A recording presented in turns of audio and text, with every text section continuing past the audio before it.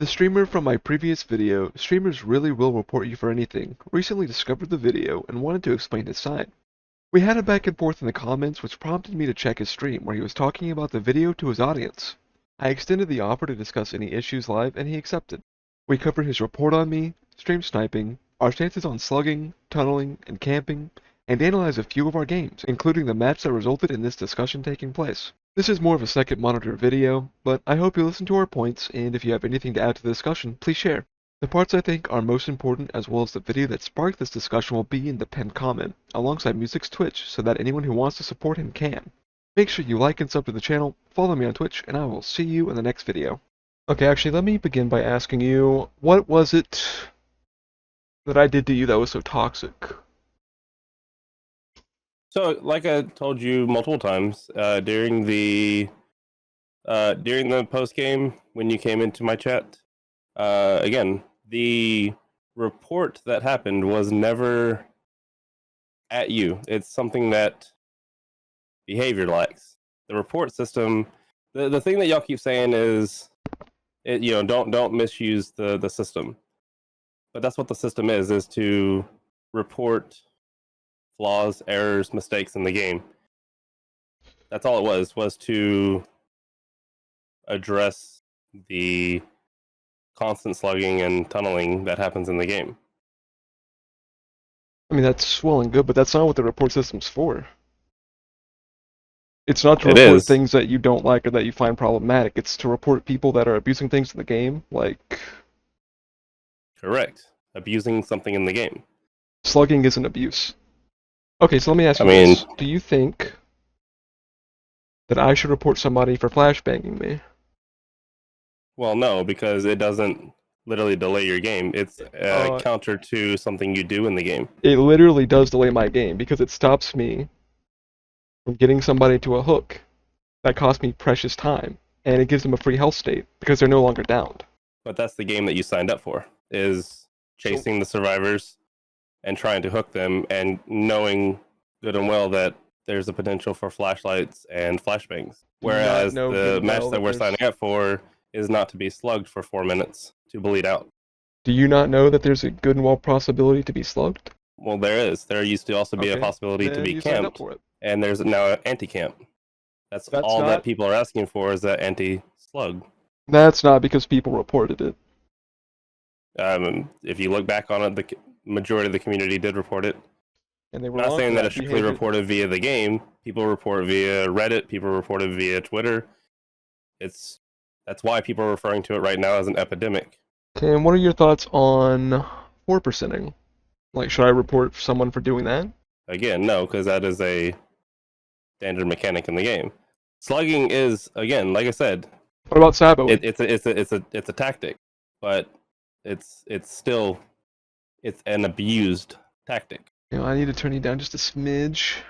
So, in that same aspect of 4%ing, I mean, you can see there's multiple YouTubers, there's multiple people who will showcase matches. For example, there's a big video going around right now of a girl who had her community, different people she knew, people she didn't know, go through games with slugging versus hooking. Yeah. I mean, I think it was 85% of the matches were 4K because of slugging at 4 or 5 gens. And I mean, that's all different MMRs. Whereas it was, I think, 2 or 3% of the games were no deaths. It was like 0, 1, or 2 hooks were like 3% each. It's an unbalance. Again, I mean, like I said, the aspect of flashbanging doesn't stop your game. It's a counter to some of your game. Slugging physically stops the entire game. It is a bleed out mechanic. Okay, I have to stop you there. Slugging does not stop the entire game. The other 3 survivors are still able to do gens, or come heal you, or loop the killer, or buy time for someone else to heal you. You can crawl around, you can heal yourself up to 95%. You have options while you're downed. I don't know if you've posted another video since your most recent one, but you had tunneled out one person as a ghost face, and then you had 3 people bleed out on the ground.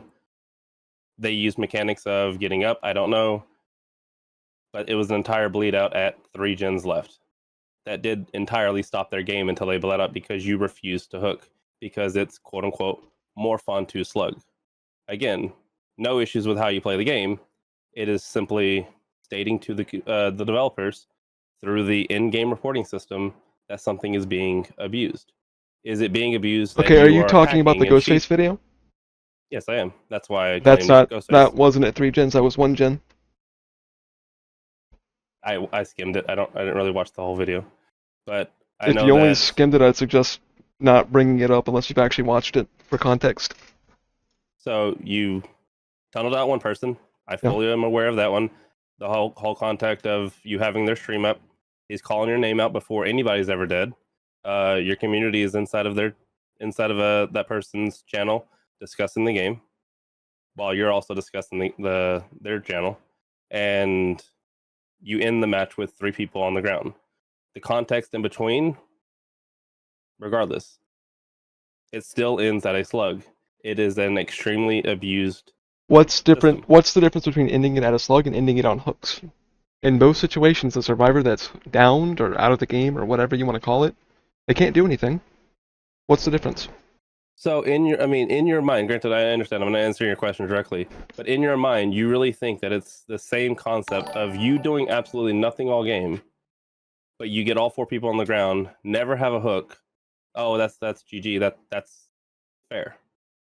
That's not fair. It's an unbalanced concept. Yes, I understand. It's all fair is love and war, whatever.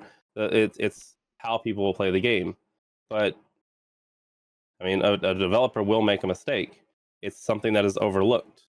What's unfair about it?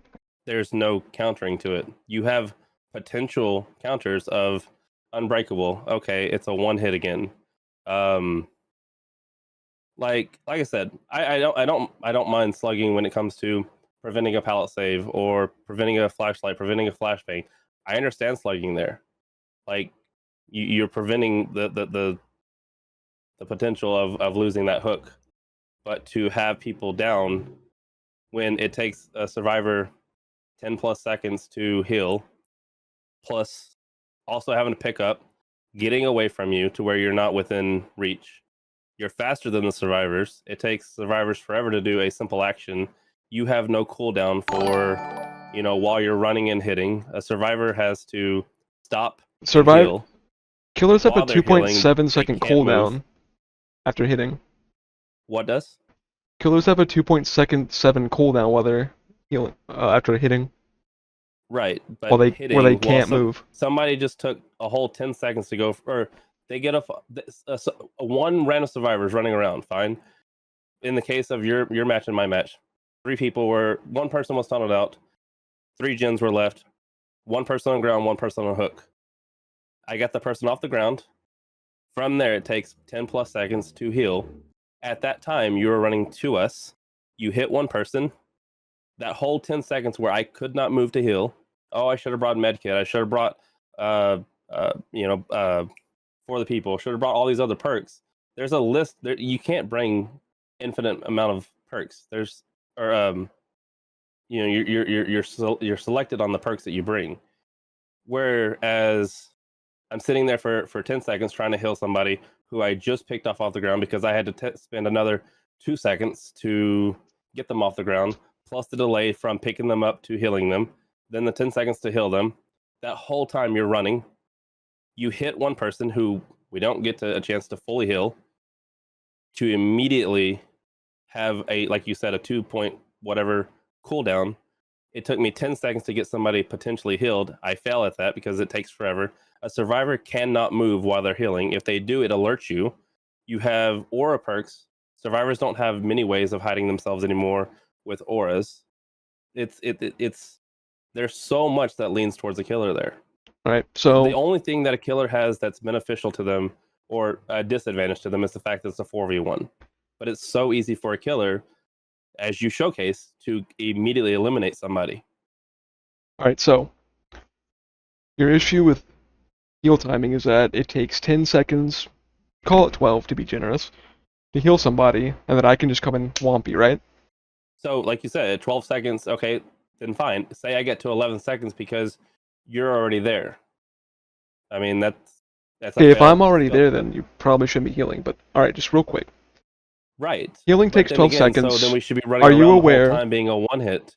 Are you aware that average chase in the game is 40 seconds? That means each of your health states is worth 20 seconds. That means you're getting 8 seconds of value out of every heal you do.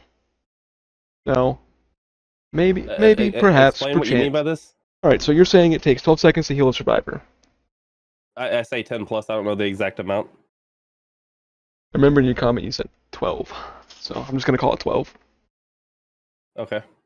Alright, so let's assume the slug is 95 when you get to them because I'm off chasing someone else. Well, in the case that of your match and our match, was you're physically hooked. Well, okay, so here's the thing. I would never... If there's a slug and you're healing them in front of me, that's just a skill issue. You should never do that. Completely So- across the map, corner to corner. So And let's by just the time I assume... picked them up off the ground, you hook. By the time, because I was in the corner that you took the hook to, because they unhooked me, you knocked that person down, hooked them. I had to go all the way to the person who's slugged, try to get them up. I spent that time that you chased her, knocked her down, hooked her. All that time, you still got to me before I can get that person off the ground and fully healed. And that is across the map, the furthest distance away I could be from where you hooked. See, do you remember which hook that was, or... Do I remember what? So we could watch that. Yeah, let me pull it up. This is gonna be when the so you have the names hidden in yours. There's a Fang on the ground. Trevor is up. Trevor just got unhooked, and the other Fang, I think, gets on her second hook. So they unhook me at 7:25. I'm over by Kill Shack. You can see the hook that I'm at. 7:25 is where I'm on the hook, and then it plays from after Let's that. take a look. I'm watching it via your stream right now. Thing is down. Michaela unhooked the Belmont. I arrive and don't see him, so Michaela's on the menu instead. I'm gonna level with you guys. I suck at TLs on any killer. So Fing would be over like kind of where those boxes are, like behind that tree, right? If I remember this right? Is, I mean, I would need to pull up my VOD perspective of it. I have my VOD of it. My zombie's over there, so I'm pretty sure she's there, and you're there. Yeah. And I saw If you got scratches. the alert on it, yeah. So I don't know. all right, so you just healed her. You just got her up. I'm chasing Right. Michaela. I don't remember. Let's count the time now. Watch looping guy. I'm not even after you. I'm focused on the Michaela. And I just zone out. Does anyone else's eyes glaze over when they try to learn to loop? Anyway, after a few of my signature mind games, I do manage to down Michaela. Not that I need one at this point, but there's a Scourge right next to me, and up she goes. Oi. What's all this then, eh? You're Okay. getting love bed snogging. And I mean, like I said, I can give you the exact perspective of what we're doing on our side too, if you would like. That heal seemed like it took a little long. Well, that's why I'm saying I'm going to pull up my side of it. I mean, did you guys have to relocate? I got to pull up my side of it. I can't tell you exactly what we're doing at the time. We pull up straight off of hook and start trying to heal, I believe. All right. So here, I'm going to give you, you can showcase the view up, but here, I'm going to give you, this is what we're doing on our end, if you would care to run it. But immediately pick them up, and they heal me, I heal them. So you were able to do 2 heals in this time. Okay, so you guys are healed. Right, I understand that. So I kind of don't get the issue. I'm sorry, I don't really get what your issue is with that. Hold on. The one that I want to reference, I don't think it's that one. I don't really know. I don't know. I don't really have anything to say on that side. You're right. We got 2 heals off. Alright. But a lot of the argument is, I mean, granted, we traded, the fact of healing instead of doing gens. Like some of the people say that's what we should be doing instead, is just hopping on gens.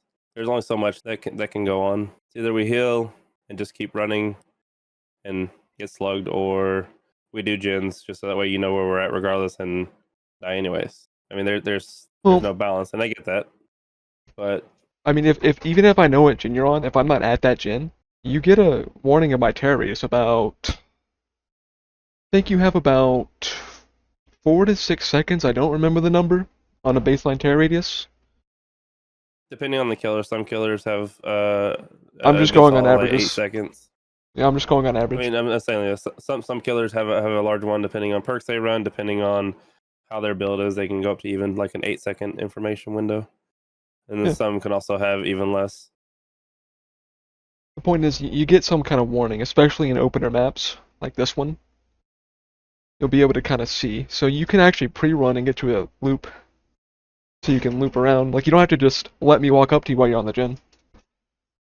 Pre-running is actually an extremely good strategy against most killers. To just run when you can. I mean, it's yeah. Yeah, that's The the gameplay loop. Survivors run from the killer to buy time I for other understand that. survivors. I'm not disagreeing with you on that. Like, I understand that. Again, I have no issues with any of the stuff that you're saying on that aspect. I understand that's how you're supposed to play the game. It's running from the killer. But it's hard to run when we're slugged. You know where we're going to be when we're trying to heal up. The minute we heal up, you're getting information on where we are. It's Killers don't actually get information on when or where you're healing unless you blow a skill check. The only if you reason I had slug any and that person is within that area. There's say it's a solid 40 seconds that passed. You're going to know kind of in the area where they're at. There's only so much that a person can crawl within 40 seconds. oh, alright, so you do know that they can crawl while I'm doing other things, right? Because like I if I understand sit that. there and guard the slug, I'm gonna lose the That's game. what I just said. I'm not saying that So you're going to be. I'm not saying that you were guarding or you need a guard. I'm saying I understand, but still, there's still crawling. I mean, the person's in the corner. I mean, the person was by kill shack. They crawled as much as they could. You still found them, and they were in the corner. You have, I don't know what you have, if it's with the zombies, whatever your build was. I don't know Nimi that well. I don't know so I'm perks. I pretty don't sure that it know was his a zombie add-ons. div because this map's kind of small. But you do have something on that build that gives you killer instinct. No, that's base kit. I get killer instinct Okay, if you kill I don't know yourself. Nimi that well, so So real quick, I want to run you through kind of the math of why we will tunnel and slug. So average chase time is 40 seconds. Could be more, could be less, depends on the skill of each person involved, but we'll say 40 because that's the average. Gens take 90 seconds baseline to complete if one person's on them. So every chase, every hook state is going to take 40 seconds to get. By the time you have 2 hook states on every single survivor, it's pretty much every gen done. You've got 4 gens done. It's not an even 90 seconds per hook, but there's time to you gotta factor in time to actually find the survivors, get the chase going, so just call that 10 seconds. And then there's also the time to walk to the hook before you can start the next chase, yada yada. So we'll just call it every 2 hook states is a gen. If you have all survivors at 2 hook states, that's 4 gens done, 1 remains. Now you have to chase another survivor. If they didn't right, heal, and that's great. normal pressure where you're getting your people off your gens to go get the unhooks, to go get the saves. Now if they found time to heal, which is pretty realistic, and you find the survivor that's been healed, that gen is going to be done by the time you catch them. Because it only takes 40 seconds for 3 people to finish a gen.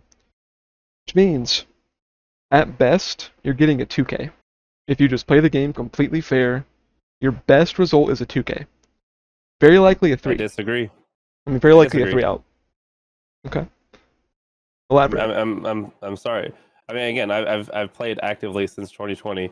I don't slug. I don't tunnel. I don't have any of that kind of issues. I still get 3K, 4Ks at 3 Okay, gens left. I don't want to make it about our personal it's not skill. a necessity. It's not a necessity to slug. You're So- sitting here running it off of numbers. I mean, I don't know where you're getting these numbers. I'm not saying that your numbers are wrong, but I mean, Admittedly, I don't remember where I got the 40 seconds for average chase. It was either from odds or hens, I'm pretty sure. I know it was from something reliable. It was just a while back. So, I admittedly don't remember where I got that number from. I'm sure if we looked into it, we could probably find it. But 90 seconds is the time it takes to do a gen base kit. I know the 90 seconds on gens. But I would like a reasoning as to why they're not necessary that isn't based on our personal skill levels. Is winning doable without slugging? I mean, it really depends on the game.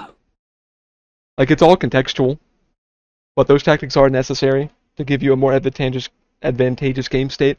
Like, it is really tough to win without those things against, like, people that are around your skill level. I mean, I'm not trying to be picky here, but I mean, you're mentioning skill level. I'm Around mentioning your in skill general. level, I'm saying you were I'm talking saying about that, your but personal skill level. I'm talking about matching two people, or rather two sides together with similar skills. plenty of people don't slug, don't tunnel.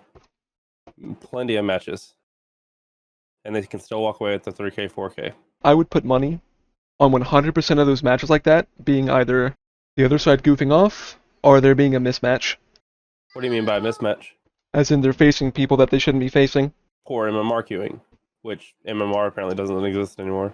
In that case, then they would be facing people that they shouldn't be facing. Now let me ask you, is that an issue on behavior or an issue on the survivors? They're showing behavior's matchmaking, but it's not the killer's fault for playing like he's against skilled players. Like I said in my original comments to you, I would just like to see what you could do in a normal match. No slugging. I would just like to see it. Granted, not trying to tell you to play a certain way. I understand you might not do it. That's fair. But I mean, the only thing that I'm ever pushing for on this is I just want behavior to address the constant slugging. Okay, have so plenty would you of- be willing to You have consider plenty of that? killers. You have plenty of killers that will sit there and talk happily about slugging, as you're, for example. You have a lot of survivors who talk about it. That's why it's flooded on the Twitter page. That's why it's flooded on the Reddit. That's why it's flooded on the forums. Hell, even on Steam's page. I don't know if Epic has anything like that, but it's all over different forums. Nothing but slugging, slugging, slugging. What you don't hear about is the balance. You don't hear about what it was. You hear about how it was unbalanced for the survivors back in the past, and that's fair. I know it was unbalanced back in the day. And what did we get? We got rid of Hatch because it was unfair. We got rid of that was a playstyle. That was fully intended in the game, but we got rid of it. We had camping. That was a tactic. We got rid of it. We have anti-camping now. We had, all these different. We had, a distortion that let us properly hide without having to be in a chase. But we got rid of that. And all I'm asking for is behavior to get rid of slugging, to do something All right, against slugging. you want to talk about balance, so I would like to ask you, would you consider, very possibly, that after the gen regression nerfs, after the hook nerfs, to the timer, is it possible that the root cause of the necessity, or rather, that some people feeling it's necessary to slug and tunnel and camp, could be that survivors can do gens too fast and that maps are too strong? So back up, you talk about the nerf on gen regression as far as what? As far as pop being decreased, scourge hook being decreased, and the 8 kick regression limit. So I'm gonna fully back you on the 8 kicks. I feel as though a killer should have unlimited kicks. That's their whole mission. I fully will back you on that. I think the 8 is too abusable on the survivor side. That's something that I fully advocate for every time I discuss it. I think that there never should have been a limit on it. Agreed. But at the same time, we keep getting more and more perks that allow you can immediately start regressing the gen by simply hitting somebody or by knocking one survivor down across the map. There is no distance needed for certain ones. You can hook somebody. There's conditions Gen to gets meet for covered. those. Now we've got ruin. Say it again. There's conditions to meet for those, and ruin can be cleansed. I understand. I understand now. That's what I'm getting at. Is there's a lot of ways that you can go about that, but it's there's tactics where it's understood from a survivor side and it can be abused on a survivor side, and there's ways that it can be done on a killer side and it can be abused on a killer side. You don't have people. I mean, there's a reason why the majority of people, the number one perk that is ran right now, and this is behavior saying themselves, is that pain res is the number one. And yeah, sure, there's quote unquote meta ways to go against pain res right now with the whole what is it, repressed alliance or whatever, and it's one perk to go against the number one perk. But I mean, But there you have a perk that a killer can bring, and you know that majority of killers are going to bring it. A survivor can bring a perk to counter that. But your slugging is not a perk. And in my opinion, it's an exploit that any killer can have just in any way. But I have to bring a perk. That's not balanced in my opinion. You have the hooks. When your hooks reset, I think that's a little abusive. I can have somebody sabotage a hook in front of me. They can sabotage another hook and try to body block, and I can still get to a third hook.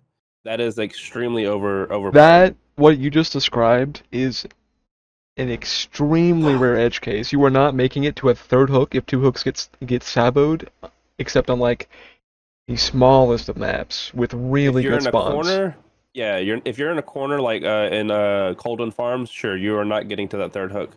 But if you're in the middle, say you're in main, and you walk out, and say your first hook is, say you knock somebody down under the first hook, and that's the one that gets sabotaged and body blocked, while they sabotage, obviously, you can get to a second hook and a third hook. And yes, that's perfect situation of being down right at a hook to get to a third hook. But in that same situation, you're going from second or the first hook. Say you walk to a first hook, you've hit the person who's sabotaging, hopefully, and then you can hit there's situations a lot of times where you would down that person, but at the same time, a killer can just knock down. This is where I say I don't mind slugging to counter sabo, pallets, flashlights, flashbangs, team blocking, team building, whatever. I don't mind the slugging on that. I think that's survivors doing what they can without perks, a killer doing what they need to without perks. Fully balanced. I have no issues with the slugging there. That's a survivor putting themselves in the line of fire. But the slugging, because somebody pops a gen halfway across map, you now know where that person's at. The whole team is injured. Hey, you might be able to go get one or two more downs there because obviously they didn't heal. Okay, now you've got two people on the ground. You know where the first person was. You're getting scratch marks because people are running. Like there's situations. There's a lot. You're acting like travel time isn't a thing. Say it again.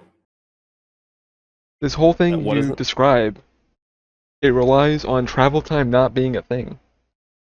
Well, I understand. I mean, that's why I'm saying like you can, but you still, if the survivor is down in the scenario I'm explaining, you can still go to where they were. You have information of where they were, potentially in a corner. Again, scenarios are different. Say they're in a corner, say they're in kill shack, whatever. You're gonna have potential information. If they're injured, they're leaving pools of blood. Yeah, I'm not talking about like from corner to corner. I'm talking about like a tile over or so, or even like catty corner, maybe two tiles. Um, within that travel distance, you can still get information based off of their pool, potentially scratch marks, because you can see scratch marks from 2 or 3 tiles easily away if they're running. Again, but I'm not trying to go into all that. Like I understand that I'm straying. So, but you talk about the original thing that I was talking about was because you had mentioned the gen regress and the nerfs that have happened on that, and I do agree that there is some that behavior kind of overstepped. They gave killers a lot, and then they gave killers, or they took too much from killers, in certain aspects. And I do fully agree that the 8 kick limit is a little too much. But at the same time, I mean, they're slugging.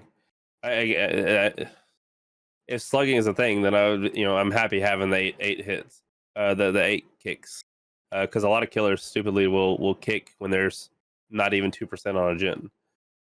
Low MMR, understood, but you see it all the time. So you talk about hooks earlier, also in that same sentence, talking about gens. Like, yeah, you have hooks now that will regress. You don't get put in a corner anymore. If you are somehow put in a corner due to hooks and you can't reach a hook anymore, that's on the killer. They've physically handed a hook in every scenario now for the killer. So, What's so uncounterable about tunneling, slugging, and camping? Because you did If you say a have few times that it's uncounterable. when you have 4 people on the ground and there's no, again, I'm talking when I'm saying fair, I'm talking about you've used no perk. I should be able to use no perk. If you have somebody on the ground and all 4 people are on the ground, what can I do to counter that? We'll Uh, run unbreakable. Okay, I have to have a perk. Run exponential. That's a perk. Run no mither. That's a perk. Run this. There's nothing balanced on that. Slugging. So this is where this is. I'm gonna say it because this is. I don't know if you ever heard it. I think I don't know. Anyways, I would like to see behavior do a. If you have 2 people on the ground, I say fully let the killers have one person slugged. But if you start slugging 2 or more, I think there needs to be a timer. If 60 seconds passes, then one person can get up, not both. I don't think there ever should be a world where everybody should be able to get up off the ground due to slug.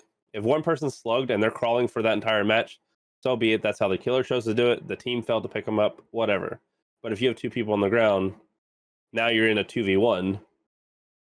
A 2v1 can be addressed within the first 2 minutes of a game. You knock 2 people down, Okay, mistakes so happen, whatever. if you get 2 people on the ground at the same time, that is completely a skill issue. Average chase time is 40 seconds. How many If killers do I'm you know able to that down have the ability somebody, to one hit? one hit is kind of irrelevant to that. Like, But it happens. a lot of one-hit killers are still M1 killers. You just play pallets. Like, if you're getting down before somebody's healed in 16 seconds or less with a med kit, that's a skill issue of the team. That's not because of the killer. That's not because slugging's OP. You keep saying don't bring up personal experiences, but I showcase it all the time. I've done it with almost every single killer. I've won. I've showcased that you can have everybody on the ground within 2 minutes. 2 minutes is what I'll always show. Is you can have all 4 people on the ground within 2 minute window, and that's due to whatever. That's no perks. That's no add-ons. That's no auras. That's no them giving up. That is chasing. That is getting people down. You're faster than the survivors. Sure, they can throw pallets. If a simple killer knows a basic mind game and you know how to bait, you know how to read when the survivor is going to fake a pallet and you just barrel through it. You hit them, they throw it next time, then you go around the wall. Like if you can do a basic mind game, which if you're doing Why killer, can't you the should know survivors how do to that too? mind game a survivor. Huh? Why can't the survivors mind game your mind game? That's where the skill and chase comes from. Well, everybody can. I understand that. But I'm saying there's a scenario there where you can have people on the ground within the first 2 minutes. Even with an M1 killer, the slowest killer, whatever, it can still be that you get 2 people on the ground within the first 2 minutes, and now you're at a 2v1. It does Alright, so happen, even if you do it with the M1 killer. because you keep bringing up your own games, I'd actually like to take a look at one of your games so we can see the caliber of survivor that you face. Is that cool? I don't have one to showcase right now. I do. Okay. So we cherry pick a match? You cherry picked my Ghostface video, but we can take a look at different matches. Well, I literally picked your most recent was the wording. Okay, this is your most recent stream. Okay. But I'm happy to go through other games. I mean, I'm down to see which one you bring up. Alright, let's take a look at this bad boy. Let's see if we can spot the mistakes. I don't know.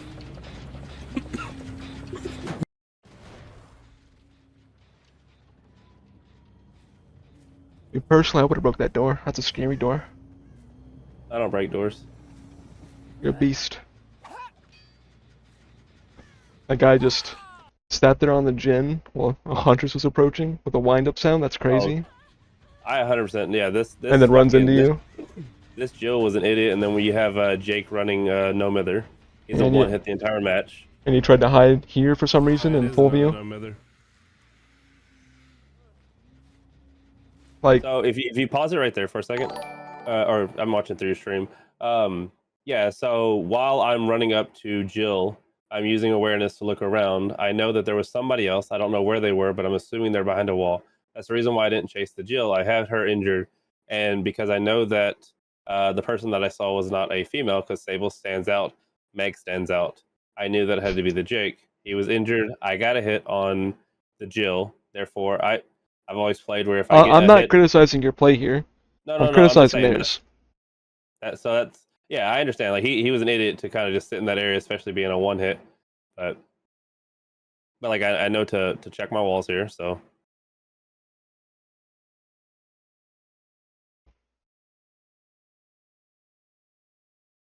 that's all I had to say. Okay.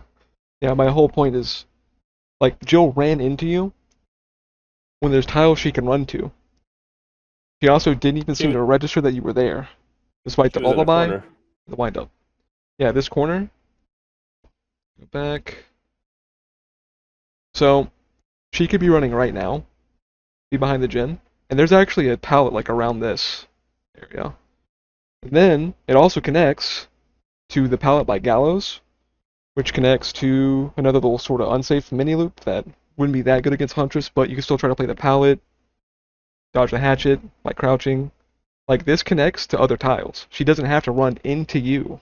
But that's what she does, because she doesn't know that they're there.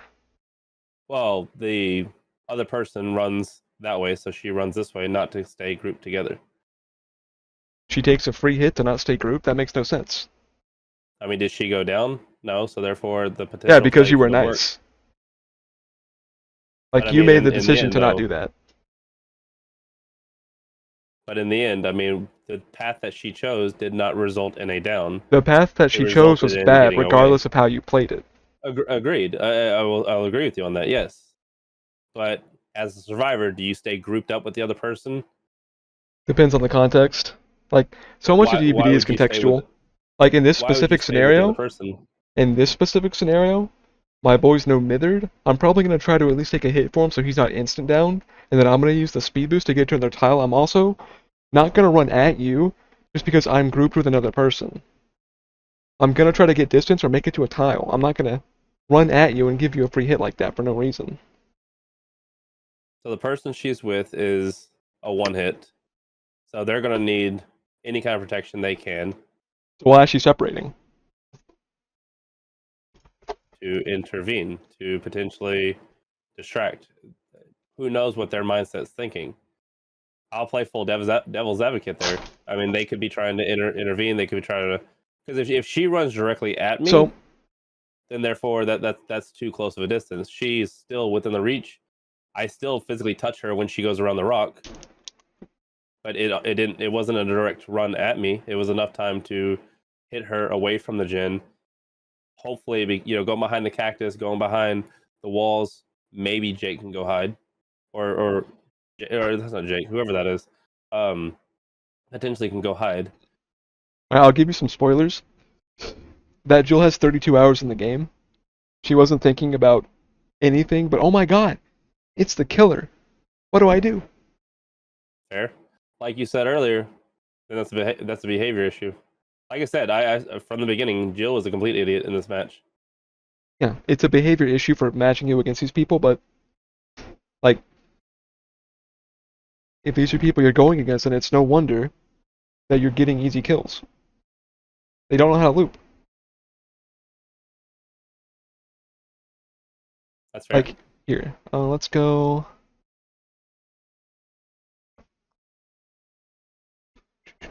This is close enough. He's on second hook. She's on second hook. Stable is on first hook.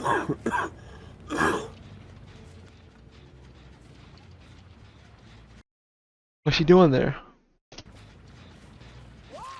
Eats a free hit, walking for no reason. Ignored that pallet, which has protection from your hits. That's the reason why she's walking. She didn't use it. She used it whenever I hit her. Why would she use it when you hit her instead of just playing around that tile? Or like using it to go another direction to another tile? This is out in the open. No idea.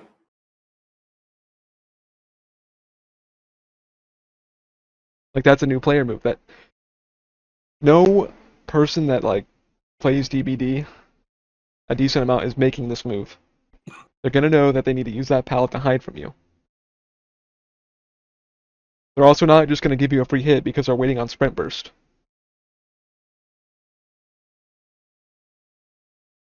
Some people do. Okay, I guess that makes it the correct play. My bad. No, not saying that. I'm just saying some people do.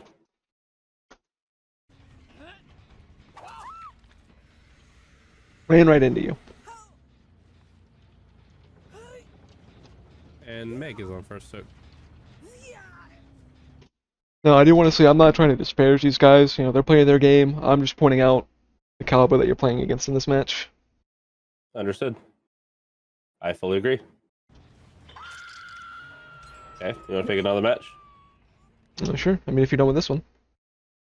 I mean, we've already addressed. I mean, this is a low team that I'm going against. Okay, let's try this one. I don't have any timestamps or anything else, but take a little Well, I peek. mean, I don't either. Huh?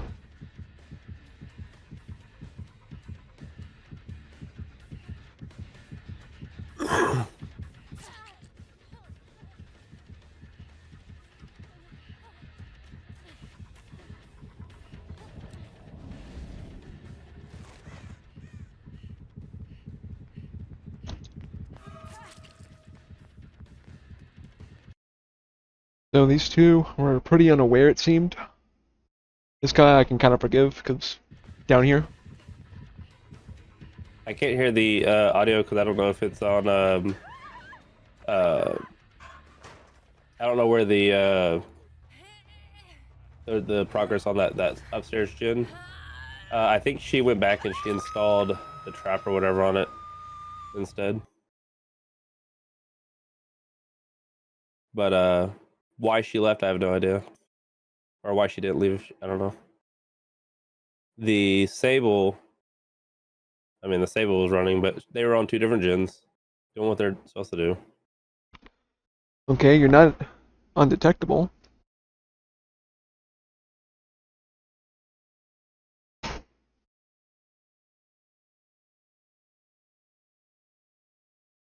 Does it not strike you as a little bit odd that she just gave you that?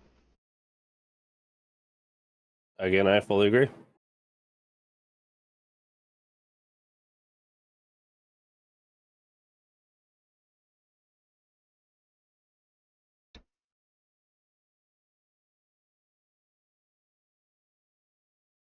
Any thoughts on the Jake ignoring that tile he could have tried to play? Just to kind of walk out in the open? I think there's somebody that already dropped a pallet on the. If you're facing main right hand side, I want to say that a pallet got dropped there earlier. I don't remember honestly. There's still a window there you can play. Just quickly go back, because I don't think you've been on that side of the map all game. Kind of reverse engineer it. Okay, you're here now. But you're not in chase. So that pallet's still up.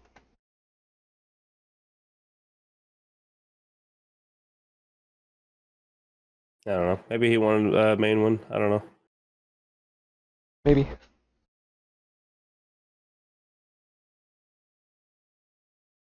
Maybe he veered, thinking that he could get the void, but instead got off of it. I don't know. Again, we never know what people are thinking. Yeah, but see, it's not about knowing what they're thinking. We don't need to know it. We just need to see We what just they're need to playing. I get that. No. Like trying to blind you there. Like, what does that accomplish?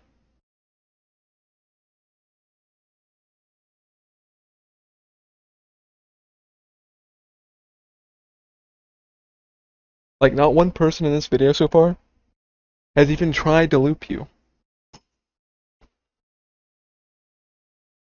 I mean, she's given up at this point. That is what that is.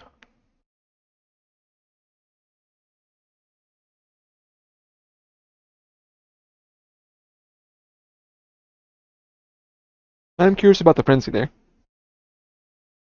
Because I was going to hit the Sable, and then I got out of the void, and that's when I realized that there was Michaela. I was like, oh shit, Sable got away. And then I was like, oh wait, no, that's the Michaela. So that's why I ended up just turning around and going for the Sable, because I knew she was actually in the different direction. Because I'm doing hook counts, and I'm keeping everybody on 2 hooks. So I've got my 8 hooks and still at 5 gens. Speaking of Sable, let's see how she played Shaq. Like, you fucking slow vaulted that, dude. Good stun.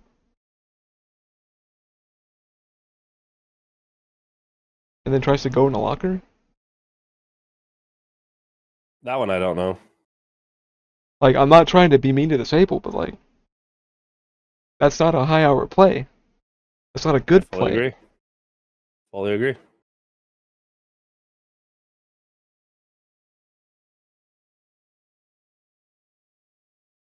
At least one person could be doing a gen right now.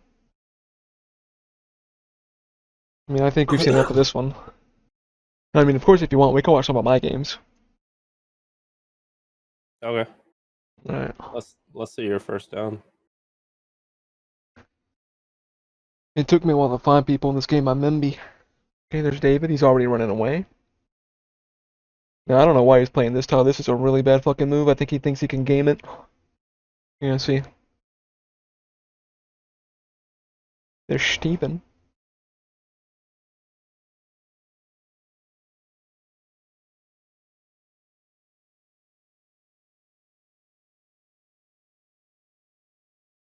He thought this was a bad time to leave, so I'm guessing this is one of the worst ones. Even then, good dodge on the talent. Now he's got a pallet to play, and he actually plays it.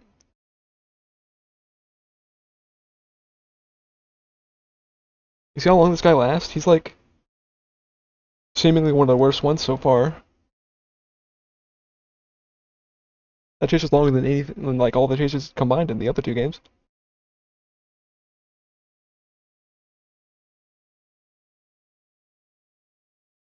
And by no means am I saying I'm in max MMR or anything like that. Didn't take it that way.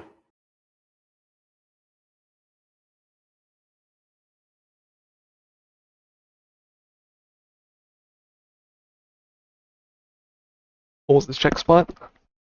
Doesn't just run into me.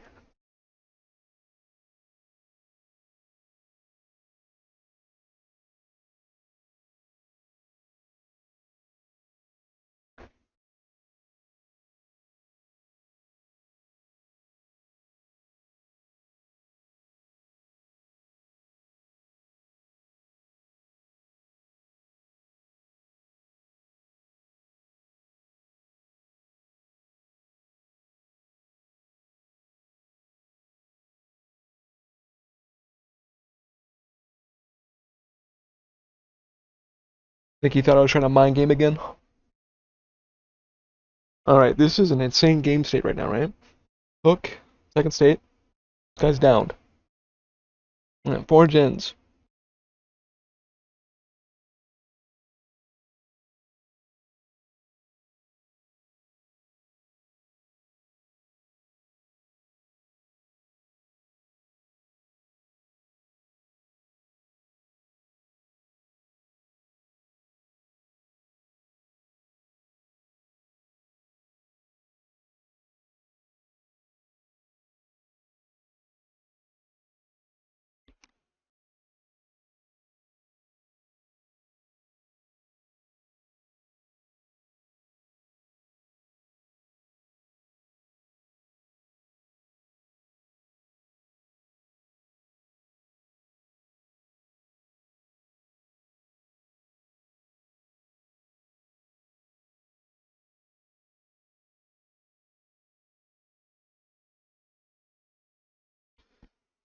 Look at how David plays Shaq compared to that Sable.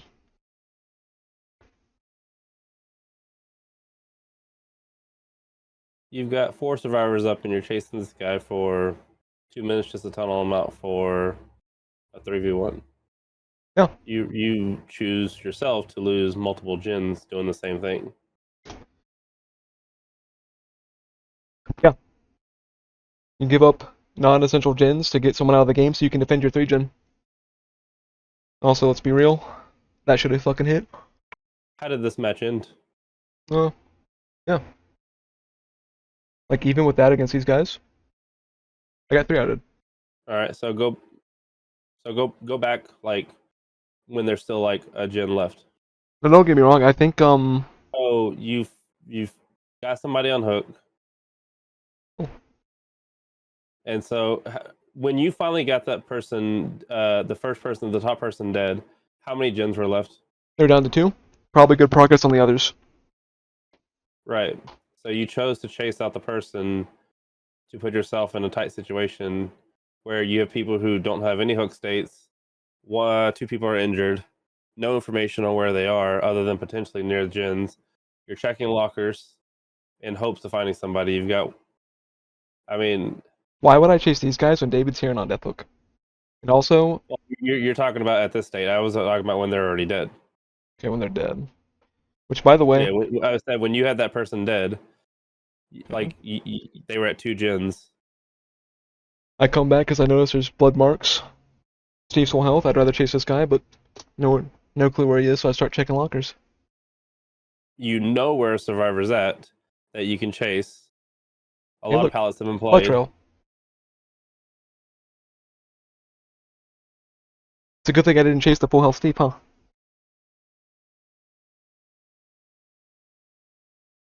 I mean, I'm not disagreeing with you, but I'm saying is, like, if you ended up not finding him, it was a gamble. It ended up paying off to find him, sure. But at the same time, now they're at 1 gen, and you have no hooks on any of these people. Your first hook, and there's Okay. 1 gen left. If And I now chase you're that at a spot where Steve, you got to start covering that gen. As you claimed earlier, to cover your 3 gen, you have 1 person on a hook, 2 people are still fully wherever. I'm going to assume since Steve was running around, the Soma is probably about to pop a gen. You chose to play the style rather than hooking earlier. You could have put in the Soma instead of standing around the hook and hugging the hook. You could have hooked the Soma and had 2 people on a hook state, if I hook that Soma, guaranteeing he's him not to 100% get getting off of unhooked hook. during the carry. Say it again. If I had hooked Soma, he's 100%. David's 100% being unhooked before I hook him. But even when you were not hooking him, he's still got unhooked. You chose to lose a potential hook state to then chase out that exact same person to let them get all those gens done. You could have gotten a hook state on Soma and put more pressure on him. But instead, you chose to chase the David I was after to the let them David do that had 4 2 hook gens. states. I was stacking states on David. He got hooked. He got unhooked regardless. You could have still So I gotten the chased hook after him. pressure on Soma. If I keep Soma... Okay, so you're basically saying that slugging isn't optimal here. You realize that, right? I understand that. Again, I'm saying because the killer, in my opinion, played this poorly. They should have just hooked. Because even if you start getting the hooks at end game when they have the gates open, now they have all that time to reset. Whereas instead, you can put him on a timer where he's having to do skill checks. A lot of people will miss skill checks. You're putting them in pressure. It's not okay, let's reset. It's oh shit, we got to get them unhooked. These In people my are not opinion, the missing skill killer played checks. that poorly. I'm not saying they are, but I'm saying like you don't have him on second hook now. You still have him potentially going to first hook, which is what Yeah, because I'm Helix here buying is going time to for be doing. myself. If I keep him slugged there, right by my little hook, people have to come get him up and get David. If I've got him slugged, that's how I'm not having to walk to the hook. I can guard David. I can have 2 people out of commission, which means that another third survivor has to come try to get people up and make stuff happen. If I hook him, somebody's just going to unhook David, and they're going to go reset, and then I've only got 2 hook states on 2 different people, instead of 2 hook states on 1. Again with the Soma, they were slugged. They got picked up. They got the unhook. They were slugged again. You got no progress out of that slug, and you gave all the information for David to go get to Shaq and play it rather than hugging and being on his ass sooner. You, again, in my opinion, played that poorly. If I hook Soma, I'm going to be on his ass later. It takes time to pick up and hook. You already know David's going into that corner. You were standing right next to a hook. He only You went there chose because I give had up to, that because hook I was state. chasing him. Like, if I'm not chasing him, he can go somewhere else and get more distance. Like, he doesn't have to play Shaq if I don't chase him. And if this guy goes and hides, with 2 hook states, I'm never going to find him again, most likely. Like, that's way too big of a risk. But anyway, my main point, from what I saw, the survivors you faced, they literally just give you downs. So of course you don't have to slug or tunnel or camp. You get to play on cruise control. So let me back this up real quick. So, because again, my only argument that's going to be to this is, there's MMR per killer, right? Yeah. All right. The 2 killers that I play actively would be Huntress, and which you saw one of them, which like I said, I fully agree. If she was kind of an idiot, that you pulled it yourself, that she had like 37 hours. So, but Huntress is one that I play actively. Legion is once in a blue moon. I cycle one killer, or I cycle killers throughout my streams, and then yeah, I mean, I don't really know what more to say to that. I have a lot of them where I let a lot of people go, so therefore the MMR system kind of fucks it up on that. But Huntress would be the one that I would say, if you find a match with my Huntress in a normal situation, that's where I'm going to actually. But on the one that you're showing, that's, like I said, my opinion on it is just the fact that it was a mistake on killer. Yeah, I'm sure I made mistakes in that game. But it's not about my mistakes, it's about showing you the difference in quality of the survivors. That's why I'm trying not to make it about personal skill, because from the games I've seen, you don't have like to stand on. Like, that's not a valid argument. You can't say, I don't need to do this, and I still get wins, because the people you face would never require that of you. They're basically playing the game for you. So you think? So you're. So behavior. Would you say, again? You said yes earlier, so I'm going to address it again. You would agree that that's a mistake to. That's a mistake to behavior on their MMR system. Considering that you constantly throw matches, I don't even think it is in your case. Like, there are anomalies sometimes if that I queues don't take go too for long. kills is during events. Events is the only time that I let people go for blood points, and I only get 8 hooks. So only within this 1 month. Then entirely possible. It just mismatched you. But it was across a few streams that I've seen games just like that. Like, I'm going to propose something in the future. I mean, granted, I know it's something you'll say no, but I've had. I do this on I do stream on TikTok, and I let people do the QR code via Steam, so I can go onto their account and play a match on their system. One of these days, if you'd ever be willing to, I'd be willing to do the same. Let you try it on my side. I'd be willing to try it on your side. I would like to try your MMR with one match and see if it really is an MMR difference. I'd be willing to fully be like, okay, sure, maybe it is, the time that I have. I'd say we give it 5 matches each, and you practice your Nem or your Dracula, because those are my highest MMR killers. Assuming the system does indeed work like that. Okay?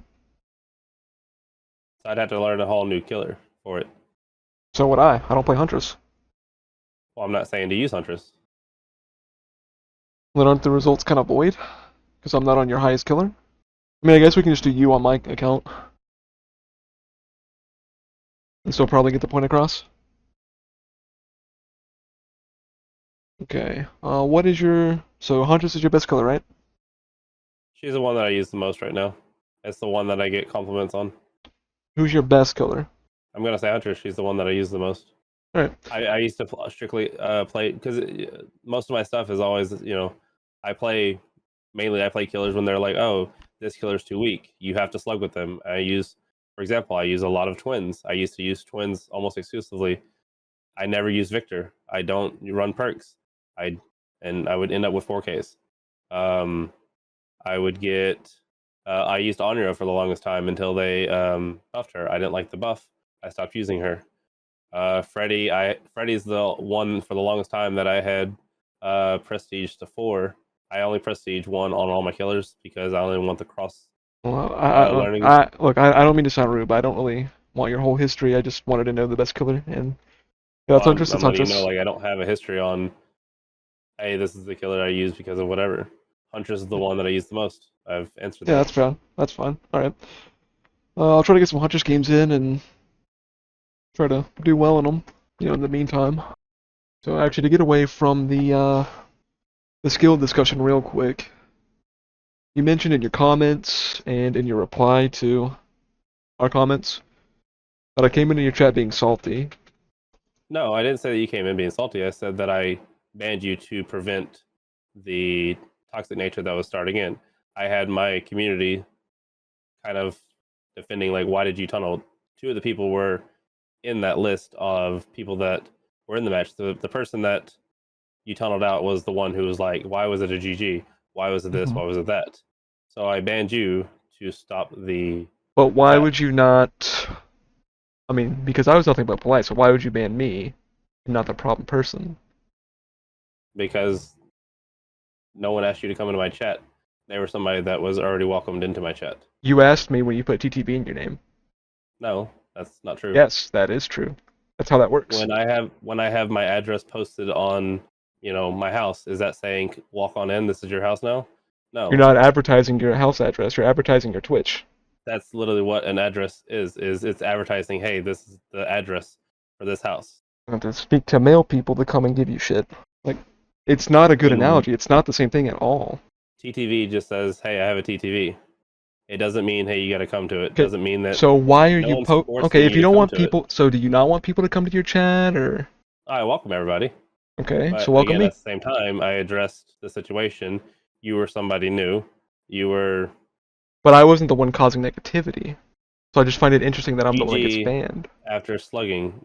You did. In my I said, opinion, hey, I was it your was killer. Just want to stop in and say GG.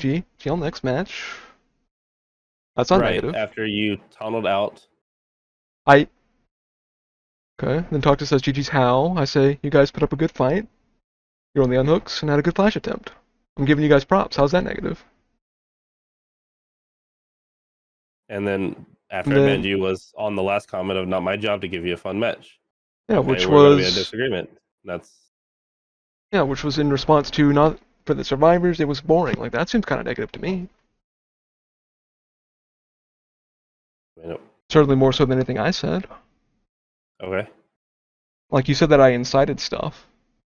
But this doesn't look inflammatory at all Not to my me. job to give a fun match.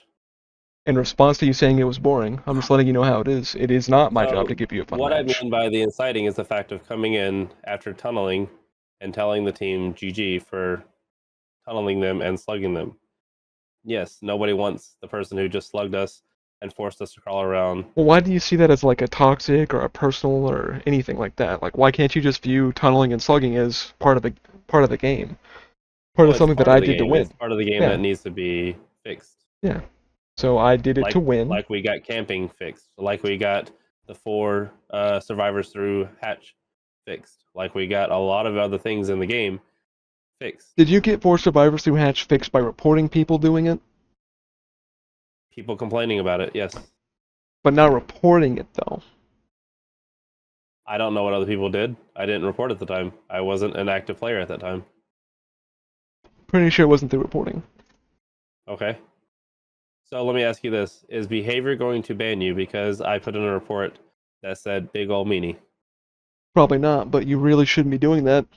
Like, had I known and reported you for it, it's entirely possible you'd be banned. That's one thing they specifically state not to do, is to abuse the You report have system. all evidences with my voice. I do what you need to do. I mean, it doesn't matter your motive for reporting me. False reporting is not what you're supposed to do. Behavior themselves do not want you reporting for the reasons you reported. Then they would stop the reporting on my end and get rid of me. So you think it's okay to do it as long as you're not getting banned? Not what I'm saying. That's kind of how it sounds. So I've have direct conversations with people. I've I have a whole conversations with old tech support tickets. I've never had anybody go, "Oh, don't report that," and my account's still here. I don't think talking to the ticket person is the same as actually getting reported for what you're doing. Not that I even think you will get banned for doing it, but it is a risky run if you do it too often. It happens a lot. At least in other games, if you false report enough, they will take action. The report is for exploit. The one that I click is exploit because it Oh, is like you were exporting exploiting. the report system. I got you. Sure. I'm using the report system that the game gave me to put in that I believe that we are exploiting the slugging. Okay, so to be honest, how did I even exploit slugging in that game? Because the way I remember it, and I'm pretty sure the way it happened, was if I slugged someone, I was immediately after someone else. And you guys even recovered from slugging until the very end. And then Fing got up with Unbreakable. Anyway. He used it bad, but... So how did I exploit slugging? So you had me bleed all the way out to almost dead. I'm standing next to a zombie so that way you can find me. Zombie's not moving. Zombie's just standing right on top of me. Yeah, so zombies don't actually alert unless you're like alive. If you're in the down state, I don't know that you're there. Why am I almost bled out? Because I was busy looking for the thing. I was busy with other things the other times you were slugged. I went maybe, 20 feet from where you slugged me? Okay, why'd you move? You want me to find you, why move? So it was easier to find. I was in the middle of other debris. Okay, so if you're slugged and you want me to find you, it's kind of like if you get lost.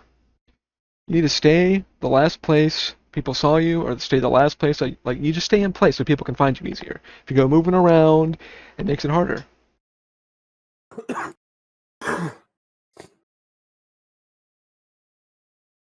I think the actual reason why I moved is because I was hoping for Hatch.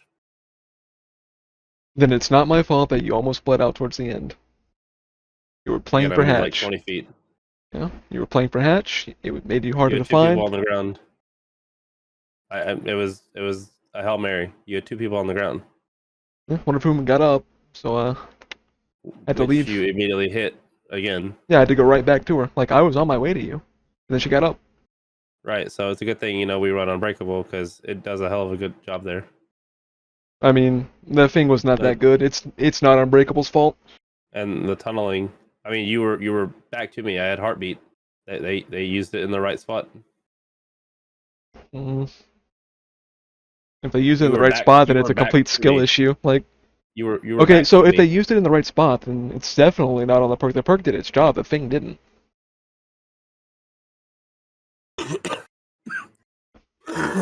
Which, I actually kind of believe, because instead of trading for the Nancy, she ate my fist in the face, gave me, a little knuckle sandwich instead of trading for the unhook. Which made you and Michaela come over, and then all of you were right at the hook. Then, speaking of, when you unhooked Nancy, I actually was hitting you, by the way. Because, you're in front of me, I punched, Nancy walked behind you, and ate the hit. So why should I chase you in that situation when you're both injured, but she's got 2 hook states, and you have none? Or maybe 1, I don't remember. So I'll back up again what I've said. I have no issues with the way that you've currently played the game due to the fact that behavior has it designed in a way that is beneficial for you to slug. The report is strictly because I just asked for behavior to fix the current state of DVD. So that way we don't constantly get slugged and tunneled. Okay, see, that's my issue, though. That's not how you use a report system. Okay. We're gonna keep going over the. I mean, I guess so, but look, no normal person has that thought process. Plenty of people have that thought process. Who? Other players. How many? I don't have names offhand. How many? You see, guy, I don't know. It's a fucking general statement. People report all the time for slugging. I mean, the thing is, like, you're not reporting just the mechanic, though. You're reporting me to report it. Like, why are you making me your vehicle? Would it make sense for me to click on my own name to report me because of a game mechanic that the killer used? No. Does Would it make sense to report me report for the doing something that Nancy? isn't bannable? Would it make sense to report the Nancy because she got tunneled out due to the killer's actions? No. The Fang? No. It doesn't make sense to click on the other person. Hey, we have an exploit that happens here due to slugging that happens via the killer using a mechanic in the game that is broken. Okay, why don't we look at it from my fixed. POV? It Why only am makes I sense. being reported for something I didn't do? Why Because am I being the game reported for an exploit? Why is it okay to report me for something that isn't bannable?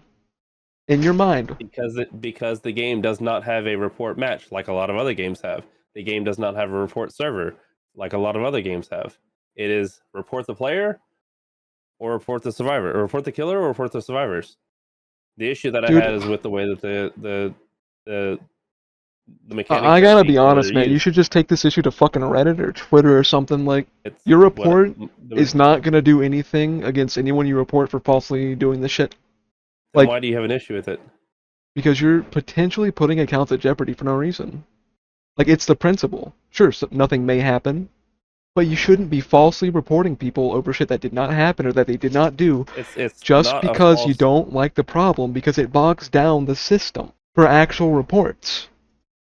So a report system has an automated system in it. It looks for... Yeah, that takes time to look through shit. It looks for tunneling, it looks for all that kind of stuff. The system, if they read over it, they'll just dismiss it. They'll move on. More than likely, they don't even read it. They have an automated system not to bog down anybody. It shouldn't have to even be a factor. But it's in the game to report. Then get rid of the reporting system. The report system is for hackers, sandbaggers, unsportsmanlike shit, all that crazy shit. DCers. When behavior gets those reports, when they question it, they go, oh, hey, this says tunneling, this says slugging, dismiss. Big ol' meanie, dismiss. This says they cheated, they had hacks, they watched the footage back. They shouldn't have to dismiss any of that shit, though. It's automatic system that does it. It's not a person, it's a system that automatically does it. Okay, so let me ask you this. Why are you going against the wishes of the company themselves? The company themselves says not to do this shit. So why do you go against the company? Good question. Like, is your view of the report system and how it functions more important than theirs? Nope, didn't state that. Then why do you continue to do it when they don't want you to? Because I also don't want to be slugged. Why do you do it?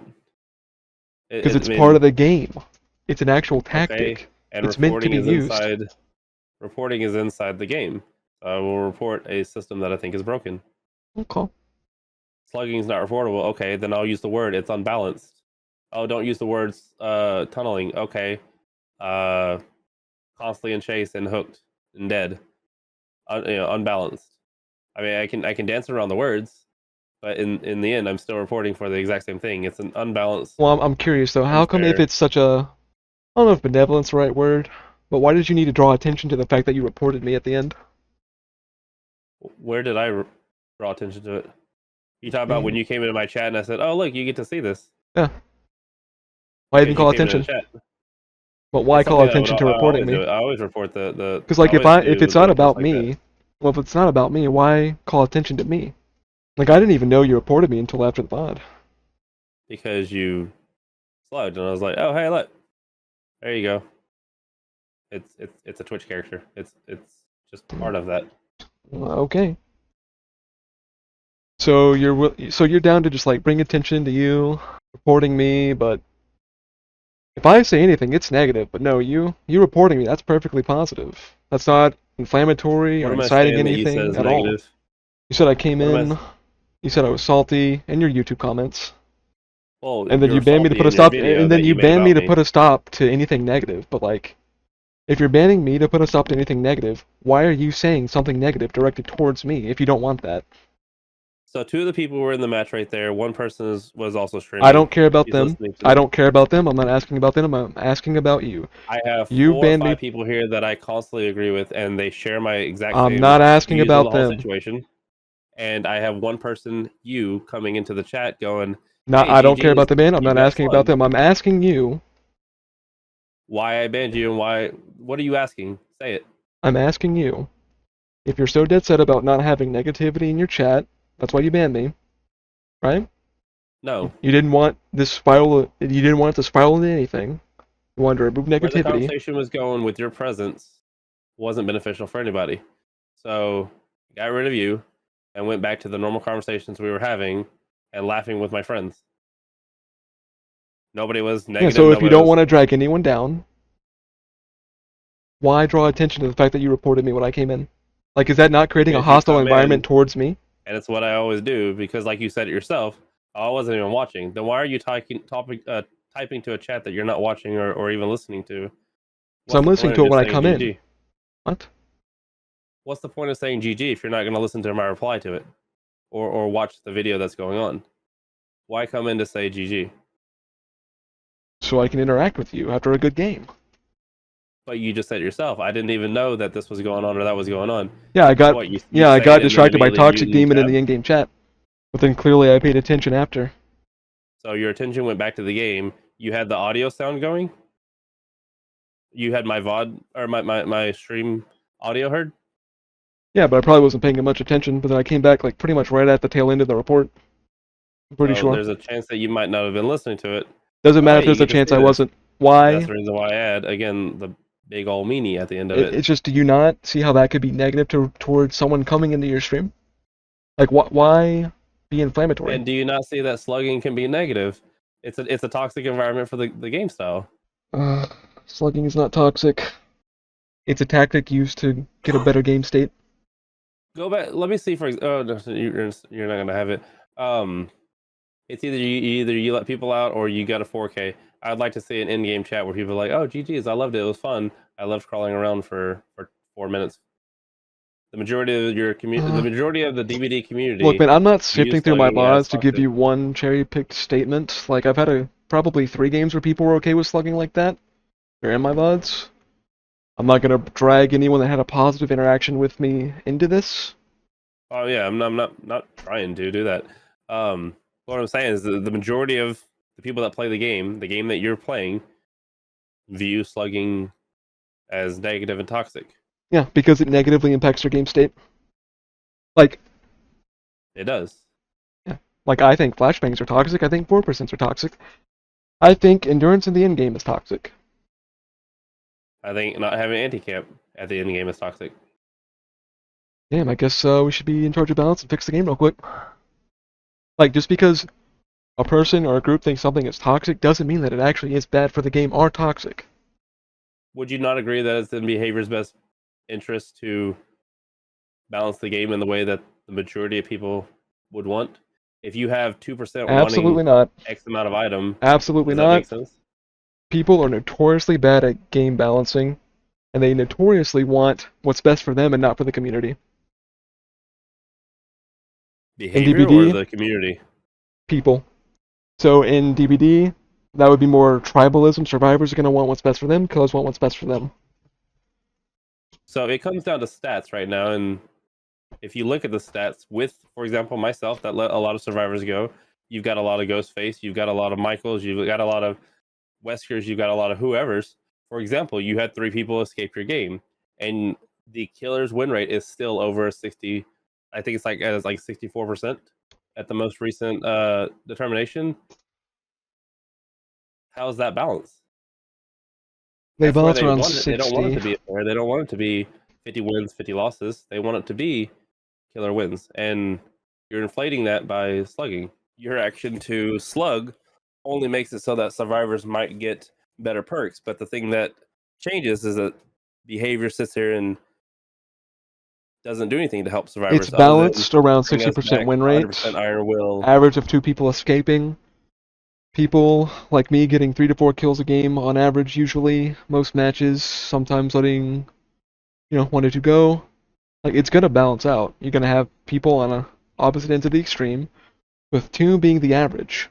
Like, just because someone gets a 3 or a 4K, maybe more than they quote unquote should, doesn't mean that the averages are unbalanced. Or that the game's unbalanced. I have a response for you. Yes, the game is unbalanced. So, So let me break it down into other things because you want to break it down into certain things. Do you have an issue with me and my team and the community having an issue with slugging? I don't have an issue with you having an issue with it. I have an issue with you reporting over it. Right. That's what I'm getting at. So you have an issue just strictly with the fact that I reported. Yeah.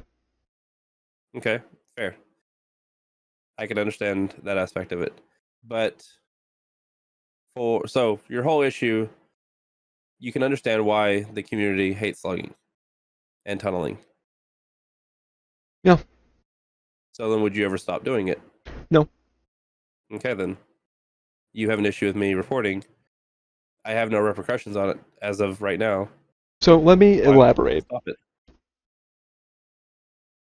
I have no issue with doing those things to survivors because they are, to a degree, necessary for me to actually be able to get those 3 and 4Ks. Or you can learn to No, play a little bit. there's no easy way out. There's no, well, you Slugging don't is have the to do easy way these out. things. No. See, that's survivor main talk. So the thing is, the reason survivors don't like those things, it's not because they're not fun. Chase is the best part of the game, according to every single survivor. So tunneling, they should love that, because that's more chase. Slugging, I can kind of understand why they don't like it, because they're sitting on the ground. But there's still actions they can do, and their team can still do things as well. Them being slugged is still buying time for their team to do other shit, especially the killers guarding the body. Plus, just because you're slugged doesn't mean the game's over. If you're dying to a 4-man slug at 5 gens, that's a skill issue. It would happen regardless, no matter what the killer did. But they just want to move on with their shit or play the way they want to play, and that's fine.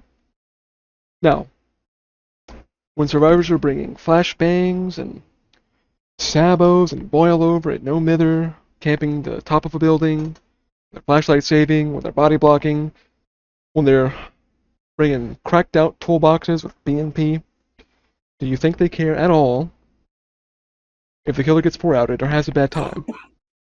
No, survivors majority of the time do not care. So why But should like we you said care? yourself, Everyone's playing for their own win and for their own fun.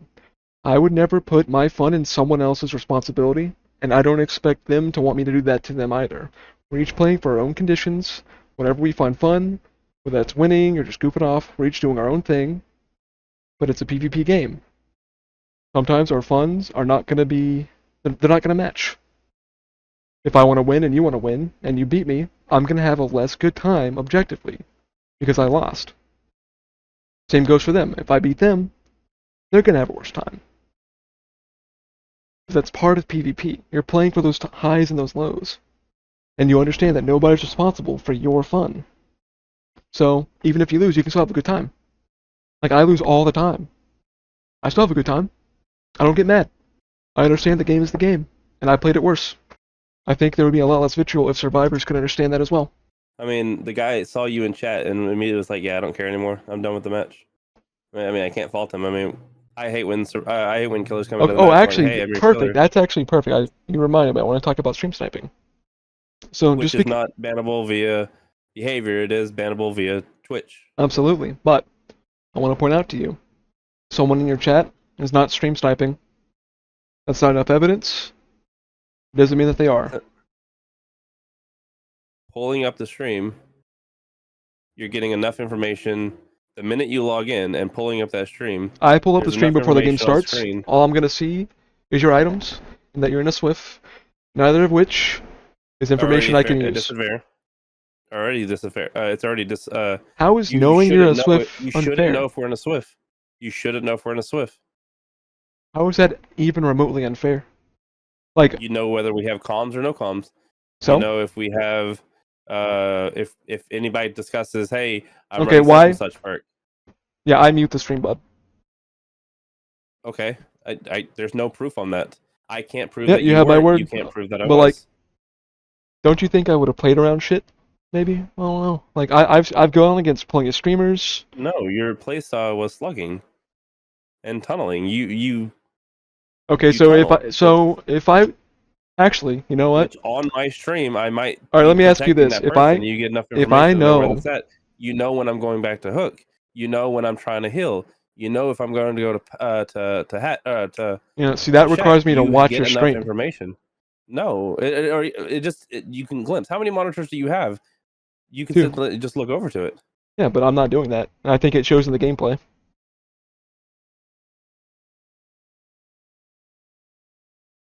Like, somebody being in your chat is not evidence of stream sniping.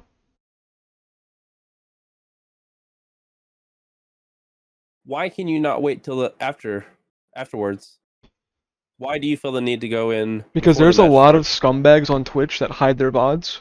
So what I do is I will go into the stream, I will mute on my headset my browser audio, and then I will hit the record button. That way, even if their VODs are hidden, I still have their POV if I want to cover them. You literally are doing exactly what I said people would do when people hide VODs. Even at that time, if you're pulling up the deal to record it, to do whatever, Yep. so that way you can get their perspective Yep. for your videos or whatever, it's still giving information. No, it's not, because I can't hear them, I can't see them.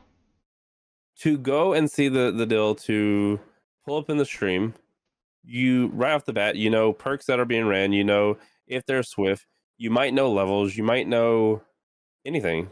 Okay, let's just real quick see what I don't... Huh? What is knowing levels gonna do for me? Ignore the levels one. Fair enough. Let's see. Okay, so...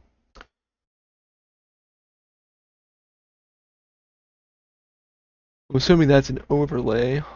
I don't remember that being in game. It is not an overlay. There's plenty of people, if you look on Steam, that have that issue. That is built into the game. It is hard-coded into the game. No matter what account I go to, what programs I have. Right, There's well, you're other not gonna people on believe Reddit me, that but I talk do about it. not look hard enough or deep enough to even register what those are when I'm going to someone's stream. But does it not show on my stream? You It can does. literally glimpse over. It You're does, but not I'm even saying playing I the don't stream, register what those are. not even playing the stream. It doesn't matter. There are people who do. Yeah, but I'm not one of them. That's I what can I'm trying to get immediately look across at to that you. and I And see that the means, Nick and Cage if face I'm and I not go, one of that's them, dramaturgy.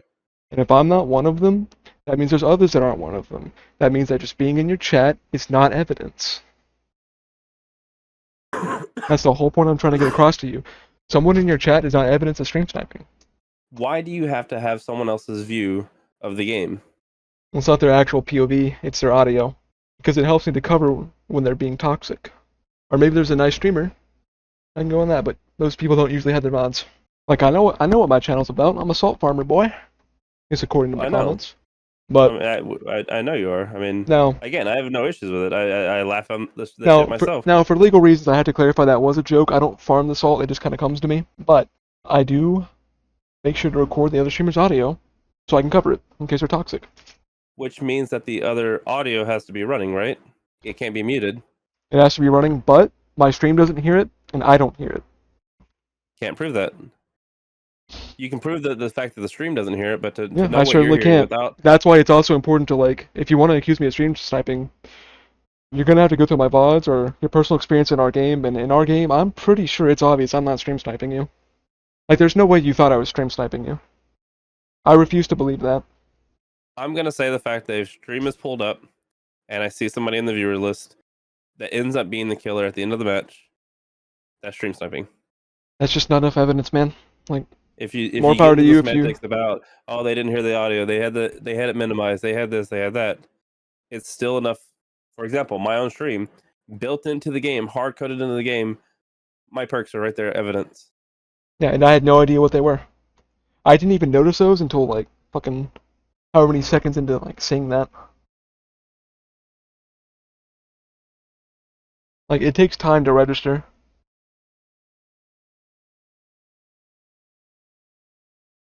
So the playstyle that you played, no, I do not think that you were stream sniping. Okay, thank you. I never claimed that you played like stream sniping, that you knew information that you But you shouldn't brought have. up that I was stream sniping. I brought up the fact that you pull open streams. No, stream you sniping said I does. was stream sniping. In your comment, in your YouTube videos, in the comments, I explained that I'm using a broad term. Okay, what's the stream difference? sniping, and I explained that in that can be that you're getting unfair advantage of knowing the perks, knowing if they're swift, knowing what the items they might run, Okay, knowing but where they're going to be going, whether they be going to gens, they're going to go heal, they're going to go unhook. You're getting potential information that you shouldn't be having. how am I going to know Now, any of I that if I'm have not no listening or evidence to watching? showcase that you're not watching the stream. All I can sell is Like- the fact that you said it yourself. You're recording the audio. Okay, which okay, how means, about this? How therefore, about this? You have their stream up. Say I'm a stream sniper. Say I had my fucking eyes glued. Why don't you create a little overlay to block those perks out so I can't see them? Like, there's some responsibility on the streamer to take precaution against sniping. You can't get mad at a guy for stream sniping you when you literally advertise your Twitch. Get an overlay, I'm hide sorry your that perks. I don't. So I gotta sit here and run more stuff into the game just No, to you potentially can do it through hide OBS. small information. I know you can do it through OBS. I know OBS very well, but I'm sitting Then here you know saying it's that not I have hard. to sit here and go. You're sitting here claiming that I have to add more stuff just to potentially give me a fair benefit. You can make a toggle with I'm a not little allowed. I'm not allowed rectangle. to advertise. I'm not allowed to advertise my stream because I'm saying that it's a puts me at risk. disadvantage. It's not. I'm not. I have to sit here and hide my perks so that way that my viewers can't see them either to know what I'm going to the match with. I have to like why can't I not just play Because the you're game so obsessed the with game is people designed? seeing your perks. Not really. It's like your main concern. No, or we would have been talking about seeing my perks the whole time. I'm sitting here saying that you get unfair advantage. Why do I not get to see the Yeah, killer that I'm I going get against an- prior to queuing up? Why I do I get not an get to see if you're unfair, bringing pain res? Why do I not get to see if you're bringing Lightborn? not even You remotely get the the same. information Survivors or eventually. skins, I can see your items in the lobby. The only thing giving me a quote-unquote But unfair I don't get to advantage, see what perks you're running. I don't get to see what perks you're running either. Just put a fucking overlay on. If you're that concerned about it. I didn't even register Then what your okay, perks were in then the to game. make it fair, then you come into every stream that you go into and be like, "Hey, I'm your killer. I'm running these perks." You ask more of me, I ask more of you. It's not remotely the same thing. But it is. You're getting information that you shouldn't have. I'm gonna And be it's honest, my man. fault It's that I have TTV in my name, you're the one that put that in there. and you're the one that chose to go to it. I didn't choose to Instead look of at your just perks. playing the match that you I should didn't be look at your playing, perks. I didn't listen to your audio. I didn't look at your gameplay. but nobody can prove that other than yourself knowing your own You history. already admitted I didn't snipe you. I said you didn't play like you stream sniped. I don't know What's what the you difference? did during the other one because all I kept seeing when you did the Ghostface match was that you kept finding him and on the ground. Now, did I pay enough attention to know how that match went? No. All I know is that you kept finding him and he was bled out. And then you had 3 other survivors on the ground is the way that match ended. I don't know if he showed his perks on screen. I don't know what he did. All I know is that on mine, not due to my own choice, I've done multiple streams where I've showed that I would like to turn it off. I try to find out how to hide the over. Okay, so you'll put through all that effort to try to figure out how to turn that off instead of just making a fucking rectangle that you can toggle on and off. Okay, buddy. Does it bother me that it shows? No. Does it bother me that a killer can see it because they want to go pull open the stream because I just need to hear the audio? Yes. My issue is again with the tactic that the killer chose to go with. For all I know, we could be sitting here discussing that. Oh, hey, Lori's already right there. For example, taking a flashlight. Ignore this match, but there's maybe I'm running with people who are going to be swapping, and they're talking about swapping to flashlights, or they're running flashbangs. Maybe I was running flashbang. All right, so I'm gonna be It's honest with you. information You've I'm gonna played run DBD, Lightborn up. right?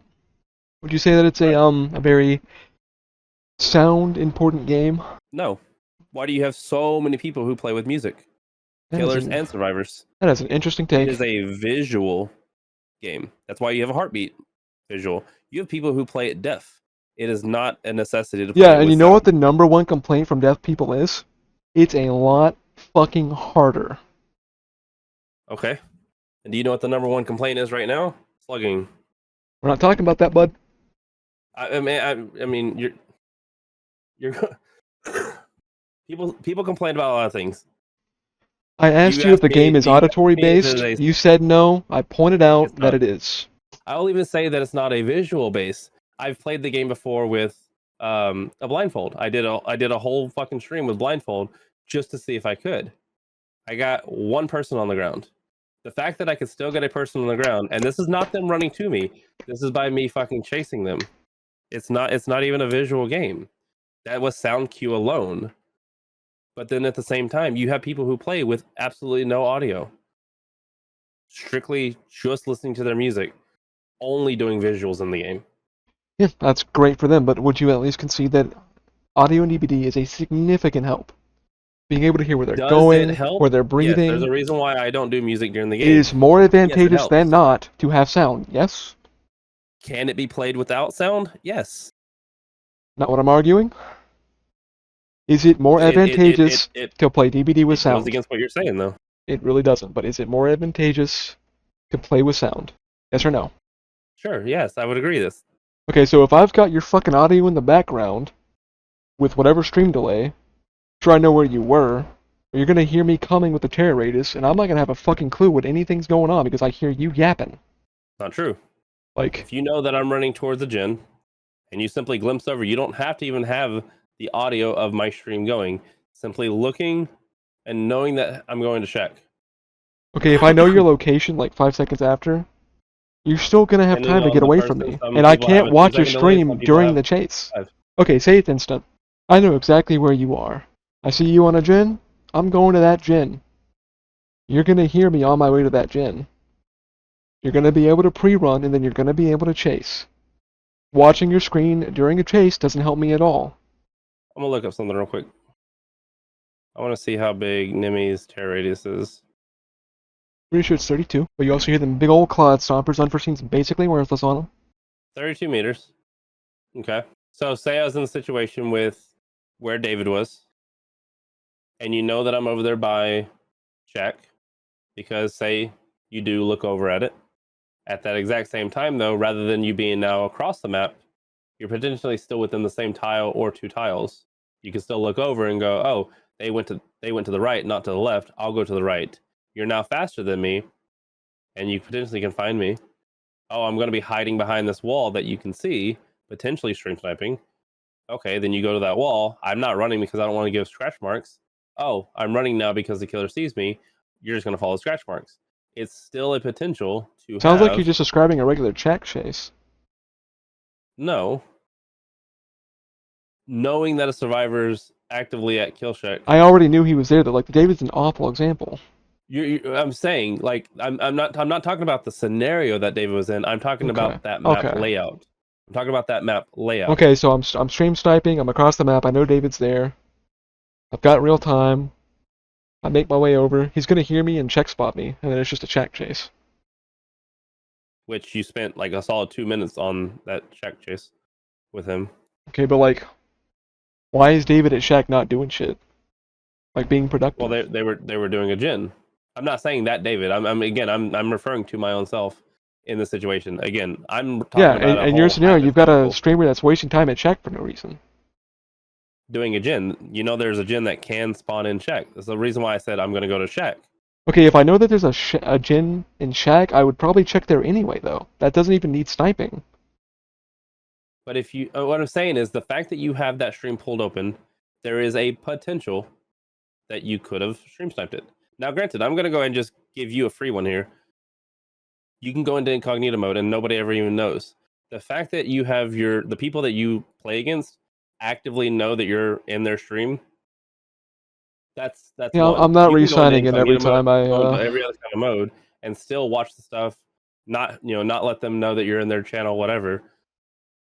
Stream sniping still happens.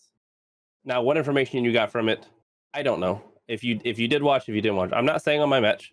I don't know what happened with you and the guy in the white box, at Ormond, but going into the chat before the match is over, there's no need for that.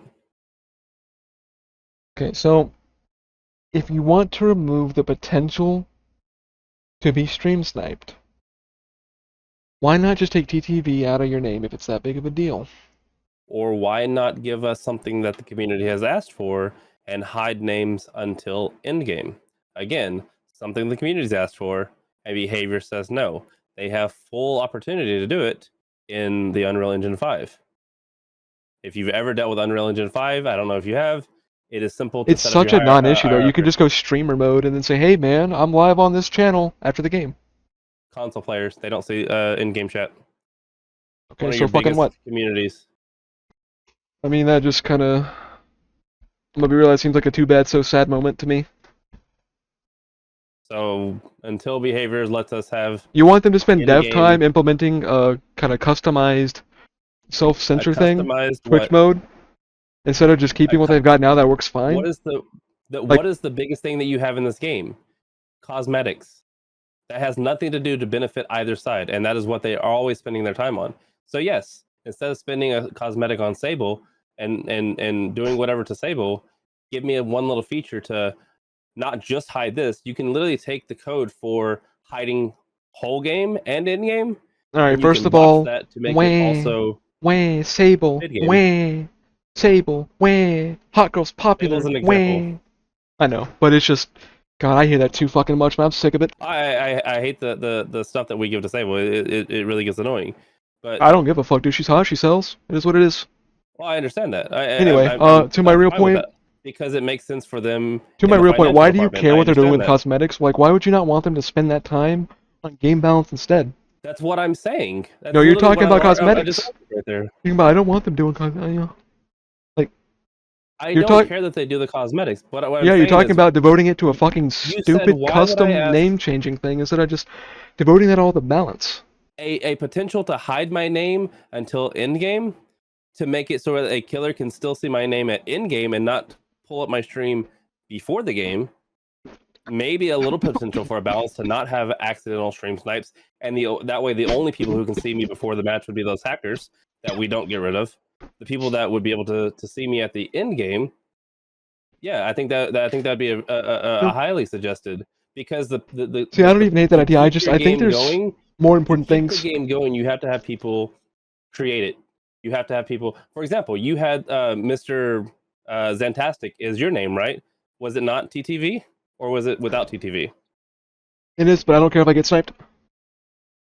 But you don't play Survivor. You said it yourself that you don't care for it. If I did, I wouldn't give a shit. You can't say what you might. No, I If can. you haven't done it. I can If because you I know. haven't done it. I've been sniped in other games. I do not care. It is a risk I assume when I play on Twitch. Now, obviously, if it's obvious I'm being sniped, I'm gonna report the person, but I don't get fucking upset about it or anything. I just move on. There's a reason why you feel you need a slug as killer, because it was unfair as Survivor. Slugging is not unfair to Survivor. It's a tool for pressure. Simply asking to hide name prior to in-game. I don't get why that you're so against that. I actually think that's a fine idea. It's just I think there's more important things to worry about. I agree. Like, it's not behavior's job to enable your Twitch career. If you want to advertise your saying Twitch, put it in your name, or hide your name and only advertise to PC players. Like, it is not on them to enable you. One of the biggest games on Twitch is Dead by Daylight in the categories. If you made it to where more people were willing to showcase their TTVs, you might get a little bit more of a draw and become the #1 game. But instead, you keep getting Call of Duty or whatever that ends up taking it over. Other reasons, understandable, but there's reasons why we get,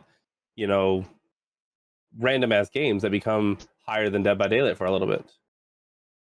There's a reason why you had Killer Clowns or whatever take a good spot of DVD for a little bit, because people wanted it a little bit more balanced, and people said that game was a little bit more balanced. No, it's because You there had was the a new ability to shiny hide. toy. It had nothing to do with balance. I think the game was stupid regardless. I'm not going to argue for. I'm not arguing so whether the the game game was was good or always- bad. I'm saying that's just the nature of things. It's a new game in a popular, or rather unsaturated genre that has a lot of potential. People are gonna check it out. It's a shiny new toy. By the way, just to put your own little mind at ease, I do want to clarify where you said I sent people into that streamer's chat. It was one person trying to kind of explain my playstyle, not trying to start anything. I do agree that he shouldn't have done that at all, just because it's unnecessary and could start shit. But he didn't say anything uncouth or bad, just tried to defend me in the playstyle. And then 2 other people came and tried to apologize for him, and anyone else was just lurking. I didn't send my community after him. I told nobody to go in there. They were in there because he had TTV in his name. I cannot control them live, but I have since made it a rule to not go into other people's chat to talk about me or their reactions So to then why me. do you not hide their name on your overlay to prevent them going into their channels? I mean, they want interaction, right? Like, my streamers can go over there and have a positive time. They can talk to the streamer, they can hang out. I'm not gonna hide every streamer and prevent possible good interactions But you and could just toggle cross-community it, and once you mingling. know that the things are fine, you could toggle it and know that the game's fine. I mean, you can, like you said it yourself, you I can have make a no way to toggle. know how they're reacting until after the game. So I've just made it a rule to not go over there and talk like about me or their reaction to me in a negative way. This way, So you mean to tell me that you could no, showcase their wait, name at no, the no, end of no, the match? hold on. There's no fucking way you're sitting here telling me that I should censor other streamers when I'm live to prevent my community from interacting with them when you want. Man, I'm not No, censoring no. their fucking names. If you finish your thought right there, yes, I would like to be able to control my name being public in game until in game chat. I think that's a great idea for behavior. You having the community you have, playstyle that you have, which is viewed heavily as toxic, as you No, saw hang on. I got a yourself, little your ahead of own. myself there. I do admit. You had your own people going into their channel because it was public on your stream with your community. They went into their channel, but you could have hid during the match, and then at the very end of the match, once you know how everything is going, oh well, hey, you know they're pretty chill. Go check them out. It was a fun match. It's kind of how, like, for example, Booyah, who is one of the biggest Michaels for Dead by Daylight. That's the way he does it. He doesn't showcase anybody's names, but he does find out at the end of the match and go, hey, go check them out. They were pretty chill. I've gotten Hey, rated I'm by not him Booyah. multiple times due to it. I'm not Booyah. To I'm quote not saying you, you are. why should I have to make an overlay that I have to toggle? That's extra work for me. Then why do I need to make an overlay for my perks? I'm just saying the same thing you did, man. I get it. I mean, that's what Look, I'm saying. my viewers are responsible for There's themselves. something that can be done They in know. game No, hold on. in a My simple viewers are responsible cosmetic for themselves. They where know you what I make do an and don't overlay. want. I don't have to make an overlay, and we We're can be not just talking good. about your fucking overlay right now, dude. I was just throwing it back at you. Now, please listen. I'm not going to censor streamers in my live games. It's fine if my viewers want to go over there and hang out, talk during the game, get a feel for the streamer if they want. They can go hang out. It can promote cross-community interaction. That's a good thing, unless they're an asshole. And if they're an asshole, I don't want my streamers interacting with them. That's fine. But it's not a bad thing to have people go over there and hang out. I would say that's actually good for their stream, no? They're getting what they want, and they're getting interaction. The TTV is paying off. And if they do anything bad, they're gonna get banned. Simple as. By the way, I'm a little Thrussy, chill. You're what? I'm a little Thrussy. You know. Not a clue what that means. No, my Thruss-hole. Okay. I keep that thing slimy. You know how it is. Why do you have an issue? Like, why did you feel the need to reveal yourself? By the way, because like, I censored you. None of my viewers knew who you were. If you want to protect yourself from negative interactions, why reveal yourself on the video that's criticizing you like that, when you could just let it go? Oh, because I have no issues with it, with the discussion. Like I said, even in the comments, I would love to have a discussion with you. I think there's growth. I will say, through some of this conversation, you have pointed out some things to me that I will take with me. But at the same time, I still disagree that slugging is always the way to go. Tunneling is still, No, in my it's opinion, very. contextual. I would never advocate that it's always the way to go. Everything in DBD is contextual. But I do not think under any circumstances that it's toxic. Like, yeah. No. Everybody's allowed to have their own opinion, and if the majority of people view slugging as toxic, I would Majority say can be wrong. consensus. Popular people can be wrong. Smart people can be wrong. A group of people can be wrong. But that's why we call it popular opinion. Yeah, it's also why you call it, what's it called? I don't even know. Yeah. It's like appeal to the population or some shit. Like, Popular just because a lot of people think it's right, doesn't mean it is. Almost everything that we do in society is built around what people view as right and wrong. That's why you have your laws. That's why you do what you do, is built around if people think it's a good thing or a bad thing. And enough people think that it's bad, it usually gets removed. I agree, but it doesn't mean that they're correct.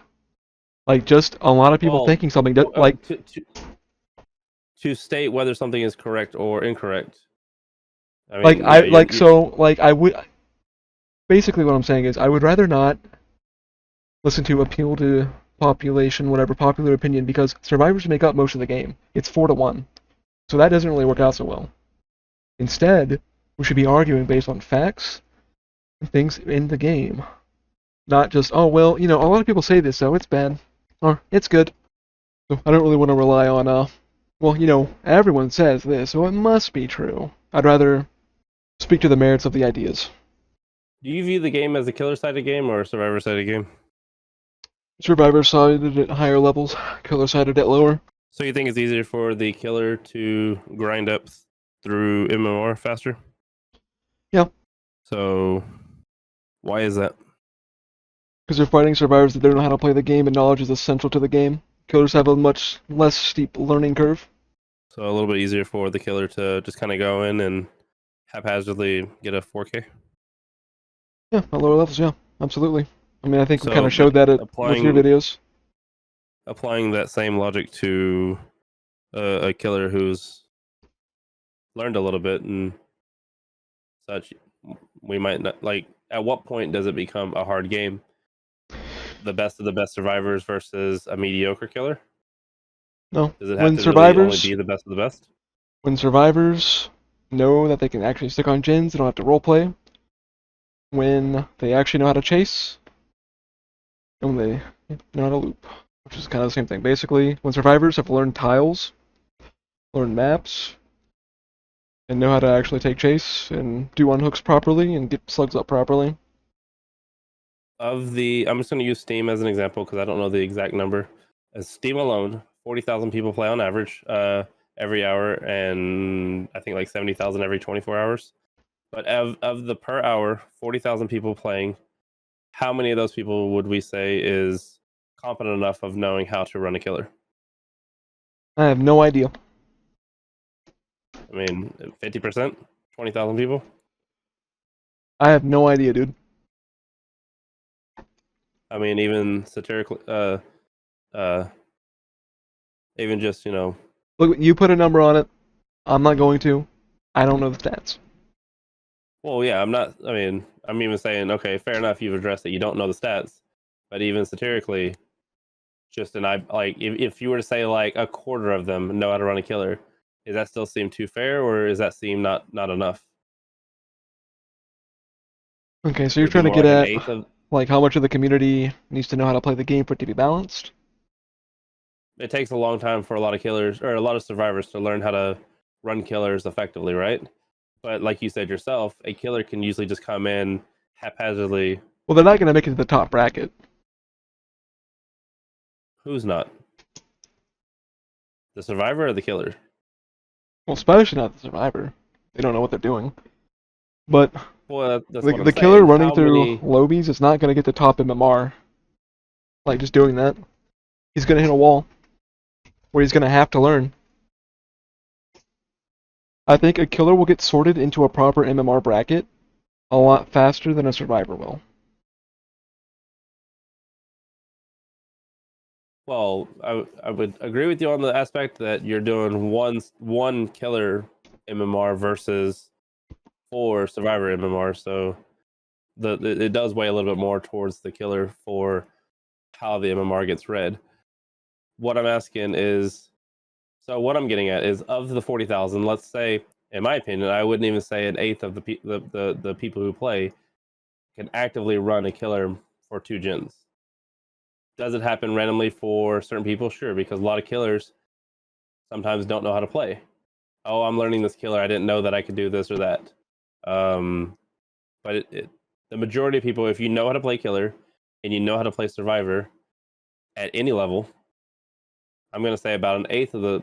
Again, this is just a wild guess. I'm not saying this is true, this is false, whatever. It is literally just throwing a number out. An eighth of that group, so about 10,000, or what did I say, 40,000, so about 5,000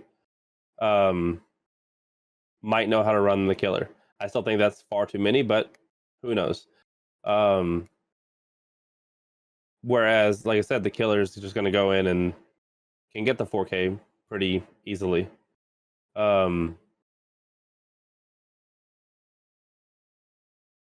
It still seems to favor the killer far too much. You have to go through so many games to find a high survivor lobby, and you have to go through even more as a survivor to finally get to that MMR.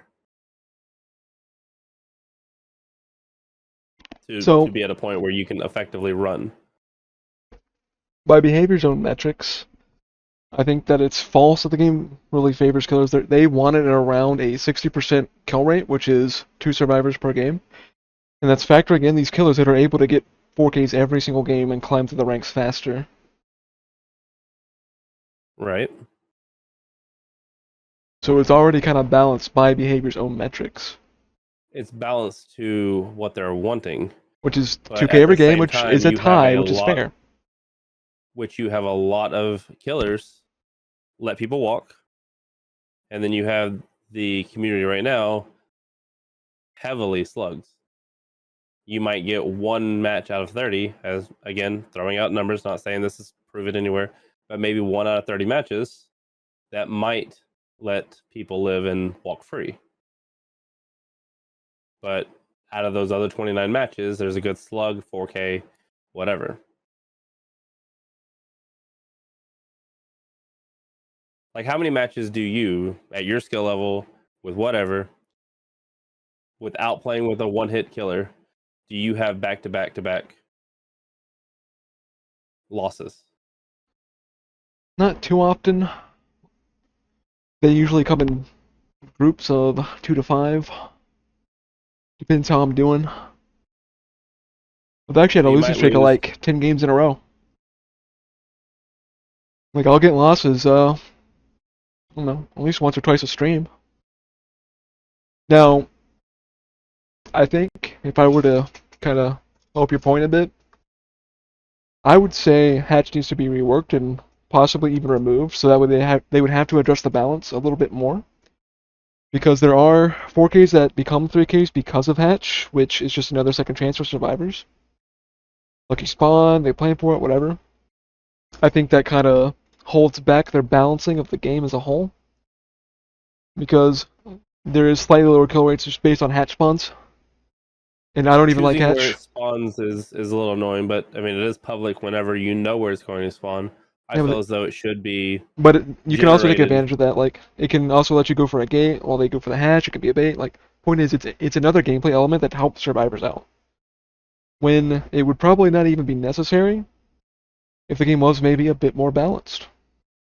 So where for you're thought. saying, for example, so the hatch spawns, but at the same time, I have maps where the gates are, eye shots from next to each other.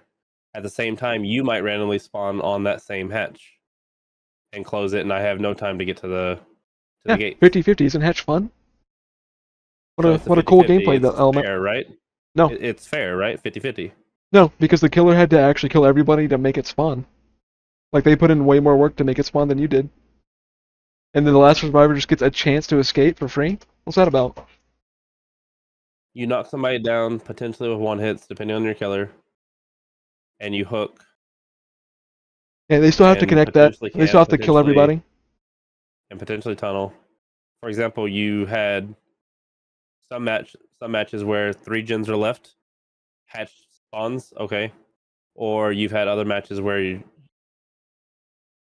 you don't put any kind of pressure on any other survivor except for one. I mean, it Pressure still on comes one down to is pressure on playstyle. all. So, let me explain this real quick. Why tunneling is? I mean, do you know why killers tunnel? To make it more fair, because it's a 4v1, now you can make it a 3v1. Yeah, but not even just You're that. hope- It's At even some if you point, don't you're get the hoping kill. that you can get survivors to get off the gens, to get off of, to go take. I get all that. All right, I get all that. So then you understand that pressure on one is pressure on all. I mean, your tunneling of the one was not pressure on enough. It is because once I get you to that second hook site, people have to break off of gens, stop what they're doing, and try to protect you. Otherwise, they lose their advantage. And that advantage does matter. So I'll go back to kind of something I originally said. If you have all 4 people down within 60 seconds, 2 minutes, fine. GG's. That's yours. You deserve it. When you have 4 people on the ground after a 5-minute chase and getting all these people and doing whatever, do you think that other survivors should be able to get up? Nope. I think the killer should try to find them and hook them. And if they want to spread out, that's their own fucking problem. If they want to get out of the game that fast, they should not spread out once the game is quote-unquote over. I think if the killer downs all 4 of you, he deserves the win. He shouldn't have to hook you just to earn the win. And I don't think you should get a free up after having 4 people down, because the killer took time to go and find 1 slug, then 1 slug, then 1 slug. And then the 4th slug just gets to get up for free. I don't think that should be a thing. If I agreed with the fact of slugging being good, if killers got rewarded for hook states over kill states, I don't know where I was going with that. I feel as though killers should get rewarded for more hooks, not just deaths. I agree. So, look, You do agree? Yeah, I'll admit, dude, that hooks need to be fucking rebalanced. They nerf them for no fucking reason. The 70-second thing is bullshit. I do understand that slugging is not as fun as getting to play the game, but it is effective for me as a killer. And I'm playing for my fun. I'm playing to win. Just like You're playing for your fun, right? yeah, there's gameplay elements for Survivor that are not fun for me. Flashbanging me is not fun for me. Head-onning, finishing a gen with brand new parts before I can even get a single hit. Like, none of that shit's fun for the killer. And yet, it's part of the game. I'm not going to be mad if it happens to me. It means that I misplayed or I got skill gapped. Just like if I can slug you for 5 minutes, you got skill gapped. You play for your fun. Survivors play for their fun, right? Yeah. All right. If I know you don't play Survivor, you've told me directly you don't play Survivor. You might have played it in the past. I have no idea, but everything I see, you don't play Survivor. If you played Survivor and you were dead within the first 2 minutes by hooks, by tunneling, by 4 minutes when bleeding out, fine. We'll say 4 minutes, 5 minutes, whatever. If you were bled out and the rest of the match went on for an additional 25 minutes and you sat there in a Swift, in a squad, sitting there watching the game go on for the next 25 minutes, you would consider that being fun. For the killer, yeah. For the other survivors, yeah. If I'm down for that long, I'm watching YouTube, dude. I don't care. So not fun. Nope, but that's the problem with the gameplay elements and the design. And okay. So then, in the aspect of survivors giving up, do you have an issue like with you that? realize that that's going to happen even on Hook, right? That's not a slugging thing. Do you have an issue with survivors giving up? Yeah. You're sandbagging your team. Well, I mean, you tunnel out somebody and they just want to die and go to the next match to hopefully find a killer. Not my problem. They shouldn't give up. They're literally playing. It's not their problem that you tunneled. Therefore, it's. It literally is. So they're playing a game. Win. They're playing a game of DBD to try and beat the killer. If they lose chases and get tunneled out, that's their own fucking problem. It's a skill issue. If they give up, they're sandbagging their team even further. They shouldn't do that. It doesn't matter how frustrating it is. It's inconsiderate to their team. I've had so the Swift that I played with before, we've had a situation where a killer tunneled out, and we had, I think, maybe one gen get popped, and they refused to hook anybody else, refused to down anybody else. They had the ability to do, I think, it was Surge or something like that, and then there was the Grim Embrace to knock us off the gen. They basically held us in the game, preventing us from doing gens, but also at the same time preventing from... Dude, Grim Embrace works one time per person. Jolt is 8%. Again, I don't know the exacts on the perks. I know there was a situation where they prevented us from doing gens. For example, I'm going to say Doctor. Doctor can just sit there and shock you without ever hindering you. Now to do the gen, you've got to snap out of it. You can't do it to everyone at once. You can't do what? You cannot do it to everyone at once. That means at least 2 people can be on a gen at any given time without anyone dead. Like, nothing you're saying has described a game state where you just cannot progress it for yourselves. Especially if you have that one tunnel, the guy who's focusing one guy down. Guess what? Hook states, total, 140 seconds.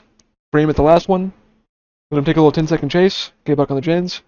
You can finish all your gens with, what, literally 2 hook states out of you? You're guaranteed 3 out.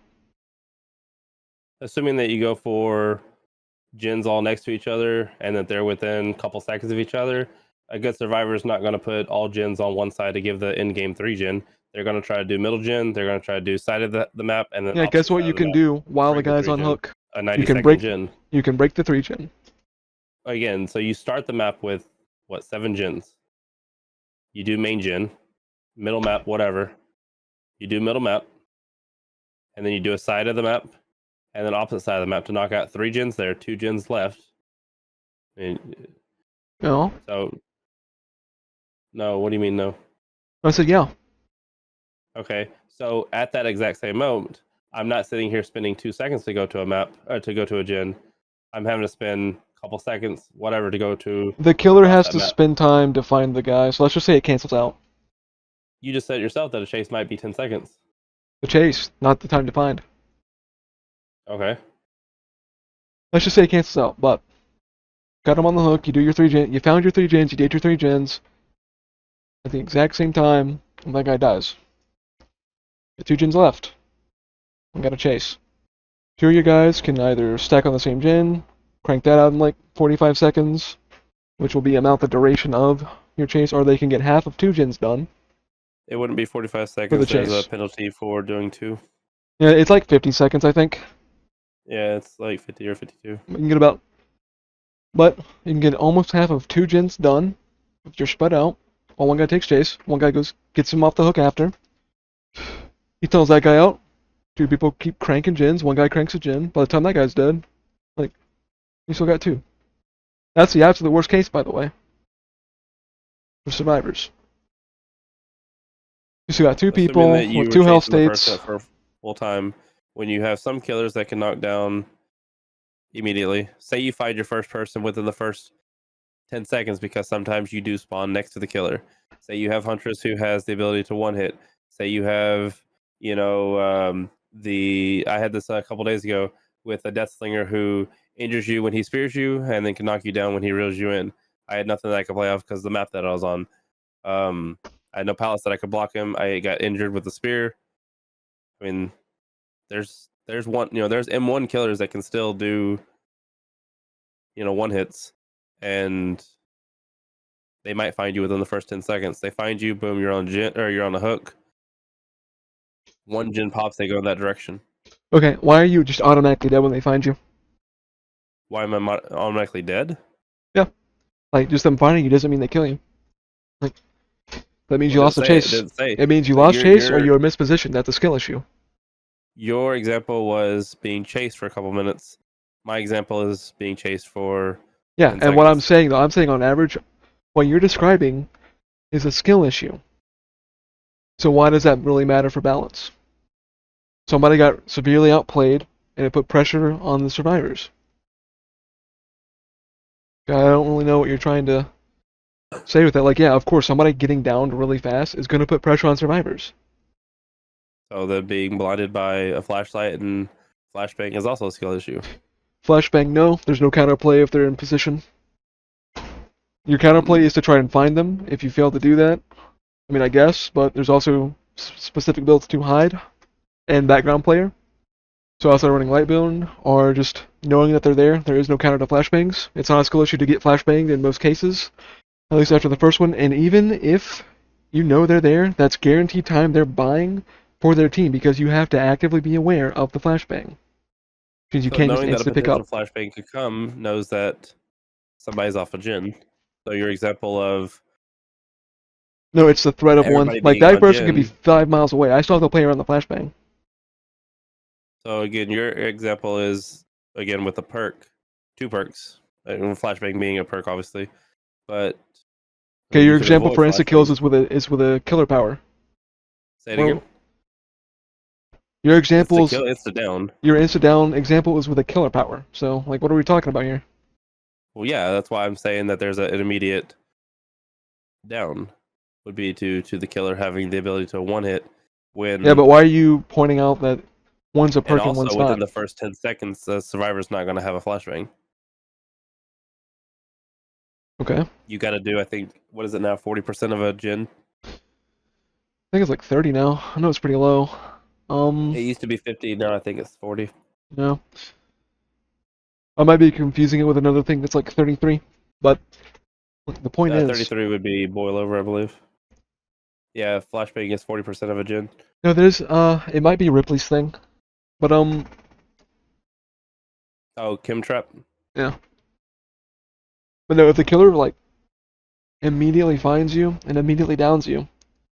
That's a skill issue on that survivor.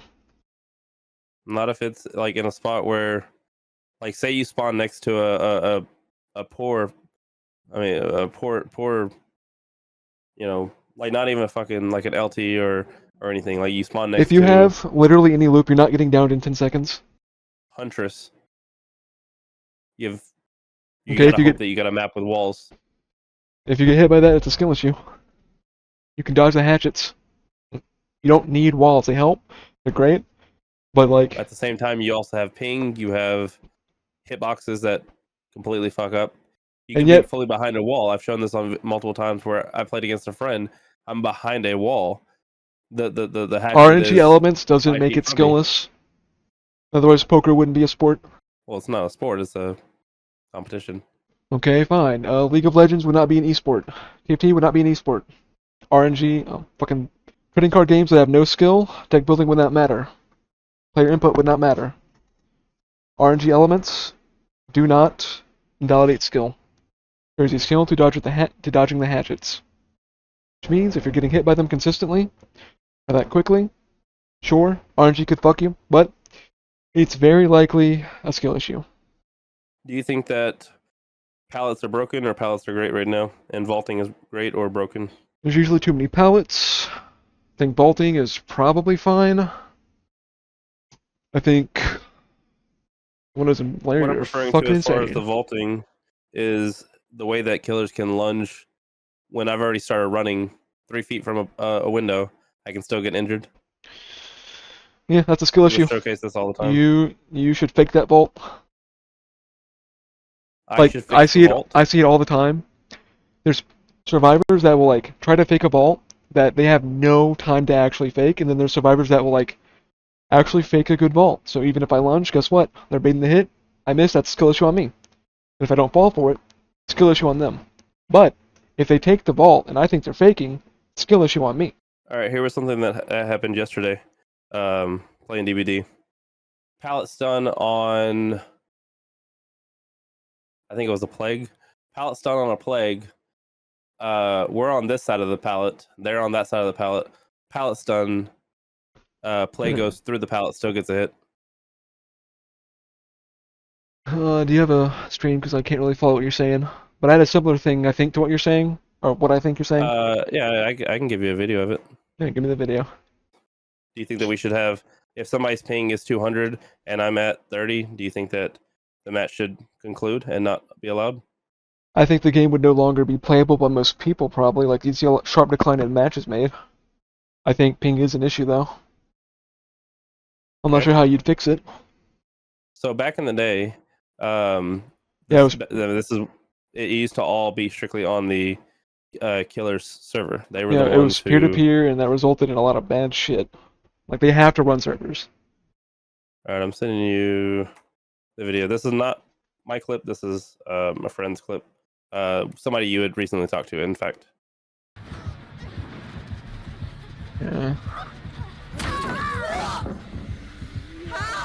Yeah, I mean, that's just demonstrably broken, but that's also kind of an outlier. Like, what the fuck was that? She was egregious. Bitch thought she was playing nurse. So, I should go through the forum and not use a potential in-game. It's not his fault. Dude, it is not his fault he got matched against you. Well, understand. Agreed. But should I report the survivor who it happened to? Should I report the match because I don't have that option? Should I report myself? You don't report anybody in that situation. Well, you do. Reporting doesn't mean that it has to be the player cheated, the player was this, the player was that. Reporting can be, hey, something needs to be looked into here. For all I know, they could be like, hey, the ping randomly spiked it this time. Maybe they're like spiking. I'm being exaggerated here. I get that. But I'm saying, like, it's an in-game feature to explain and to simply report, hey, something seems wrong here. Rather than me finding the clip, giving them the cloud ID, sorry, could you videos, can you go again? My headset cut out. Use the in-game system to be like, hey, automatically creates the time, who I was with, the perks we're running, what happened, what map we were on, the timestamp, and that way they can immediately go to it using their in-game system. Now, granted, this was not reported. this was just the end of the game and we moved on. But I mean, I'm asking an example. It was something that was unfair, made absolutely no sense, and if I reported it, it wasn't something that happened to me. I No, only I'm, saw I'm this after the game so was I don't over. think you should I report would for that, report it regardless of the as reason, unless something it's an bad issue happened. with the Because game. Now, would I report it as wait, do you hacking? No. hello? Would I report it as Hello? unsportsmanlike? No. Would I give them the thumbs up? No. What would I report it as? Exploit, or what is it? Exploit slash something? Real quick. If you would mind looking at the recent link that I sent you. All right, so how to report a player.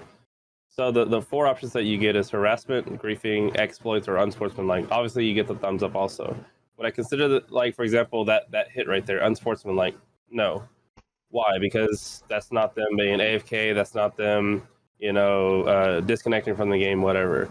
Do I consider it griefing? Use an option to report somebody whose inability, intentionally using abilities or game mechanics or the determinant of the game, taking the game hostage, body blocking, and working with the killer. No. The exploits is the reason why I use this one is due to errors in design. Get out. It's not a bug, it's design of how the game is. It's not an error on how behavior has set it up, but it's a report for error. I feel as though it should be corrected. If anything, if you want to say, okay, well then use this to report for intentionally using the abilities or game mechanics, then I would go griefing. But I use the exploits to go the error in design route. So, For example, the design that behavior has is pairing us up with a high ping on that plague match that I showed you, and they get a hit due to teleporting through a pallet. okay, so that That's error isn't. in design, error in the design of putting us together, error in design, allowing slugging without an anti. Okay, I'm gonna be honest. This That's the isn't an reason why I issue do the in report, to let this. a potential know that, hey, something needs to be looked at. Okay, so God damn it, we were so back. And it's feedback. It's not to say it must be done. It's a feedback system. It's how you give your feedback to the. Okay, one. I think this is a reading comprehension diffy. Like it's saying that you shouldn't exploit bugs, exploit errors in design, or exploit cheats. Not saying that you should report errors in design. That's my interpretation. You obviously see it different. I just wanted to point that out. Secondly, I'm sure behavior's aware of the ping shit. Like they don't need you to report that there's a ping difference between players. That's an issue that I'm sure they're aware of. So I lose a match, and it jeopardizes the potential for MMR if MMR is still even a thing in Dead by Daylight. It puts me at a loss due to the design. Yes, that would be an error in the design of the game. I get penalized if I DC. I get But they're not penalized if I lose exploiting it. to poor ping. Not saying they exploited it, but That's the rule. categorized. It is categorized by behavior to use the exploit check. They don't give me. They make you pick one and explain on PC why you chose that option. And so under error in design is under exploits. Error in design could also be under griefing, and then I would choose griefing. But due to the fact that it's error in design, I use the exploits. Again, it's a broad term that they're choosing to use. Right, I will just still say this. I don't think you should report for somebody having a ping diffy. Like, if I'm going to report someone, it's going to be for that chest bug that they were doing a while back, where they could start an animation on a chest, and then they could also run away. Right? Something that should have been reported. That is an actual reportable thing. That's something that you should use the system for. I don't think so that the a difference in ping is. The issue. No, it's about it actually being an issue that's reportable. Ping difference is not reportable.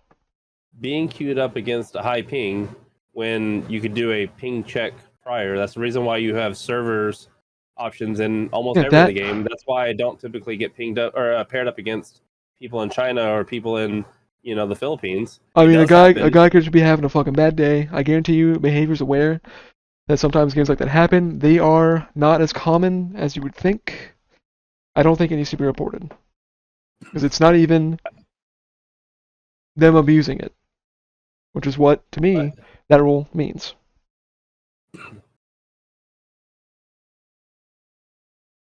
under the deal to report, under exploits, error in design.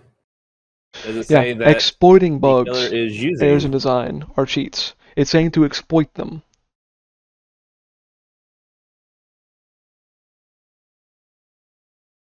Then how about you give me an other option? Then I would go other.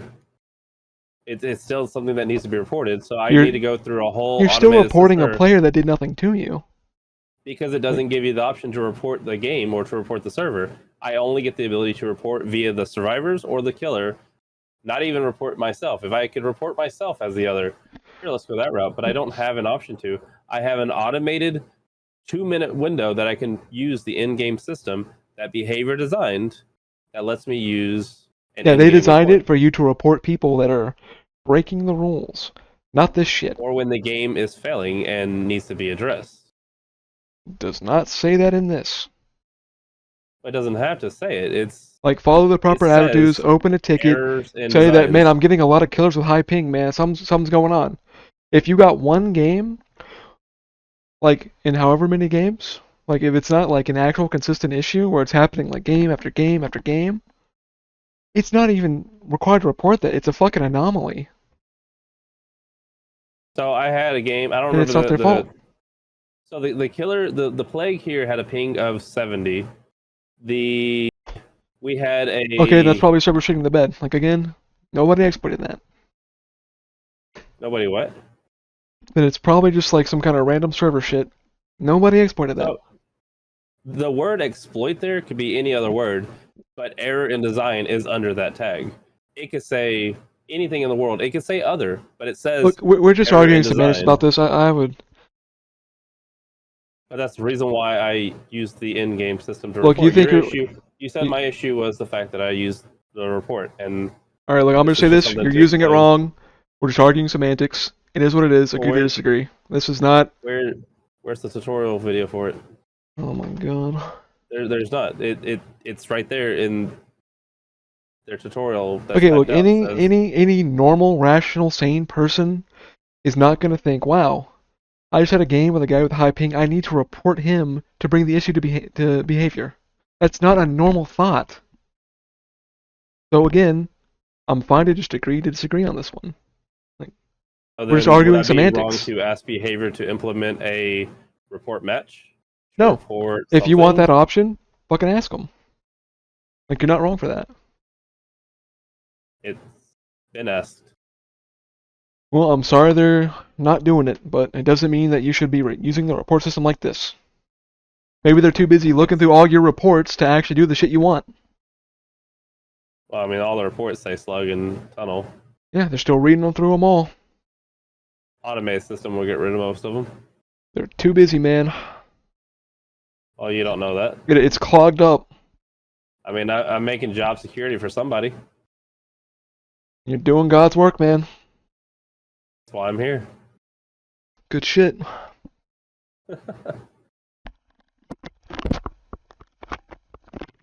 I'm willing to agree to disagree, but it's in the game. I only have so many ways that I can report. This makes it a completely automated report instead of me going to the website, getting a video that I might not have. Maybe I didn't record the video. Maybe I don't have their player ID. Maybe they're hidden, and I don't have a way of reporting that player.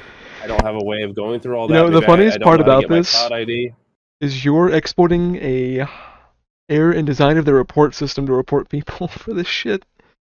Then ban me or report me for it. That's fucking funny. Take this clip, send it to them. Fair. That's fine. I'll agree with you on that. Does there need to be a rework on the reporting system? Yes. I think that you need to have console be able to type in their reasons, because you have people who just look at it and they go, well, that sucked. This match, you know, the design, I couldn't escape because of this and this and the ping or whatever. Boom, report. They had no other way of getting information because the killer, you know, or the survivor even hid their name, so they can't give the name. They don't know the cloud ID, so they're having to do all this footwork to report something instead of just using the automatic system that would create the entire ticket for them. It seems like the better route to go. That way the information is legitimate and shared, as opposed to, oh, I accidentally typed in the wrong number. It was a 6, I actually typed a 9. My fault. I mean, the automated system is beneficial, but yes, it does need a rework.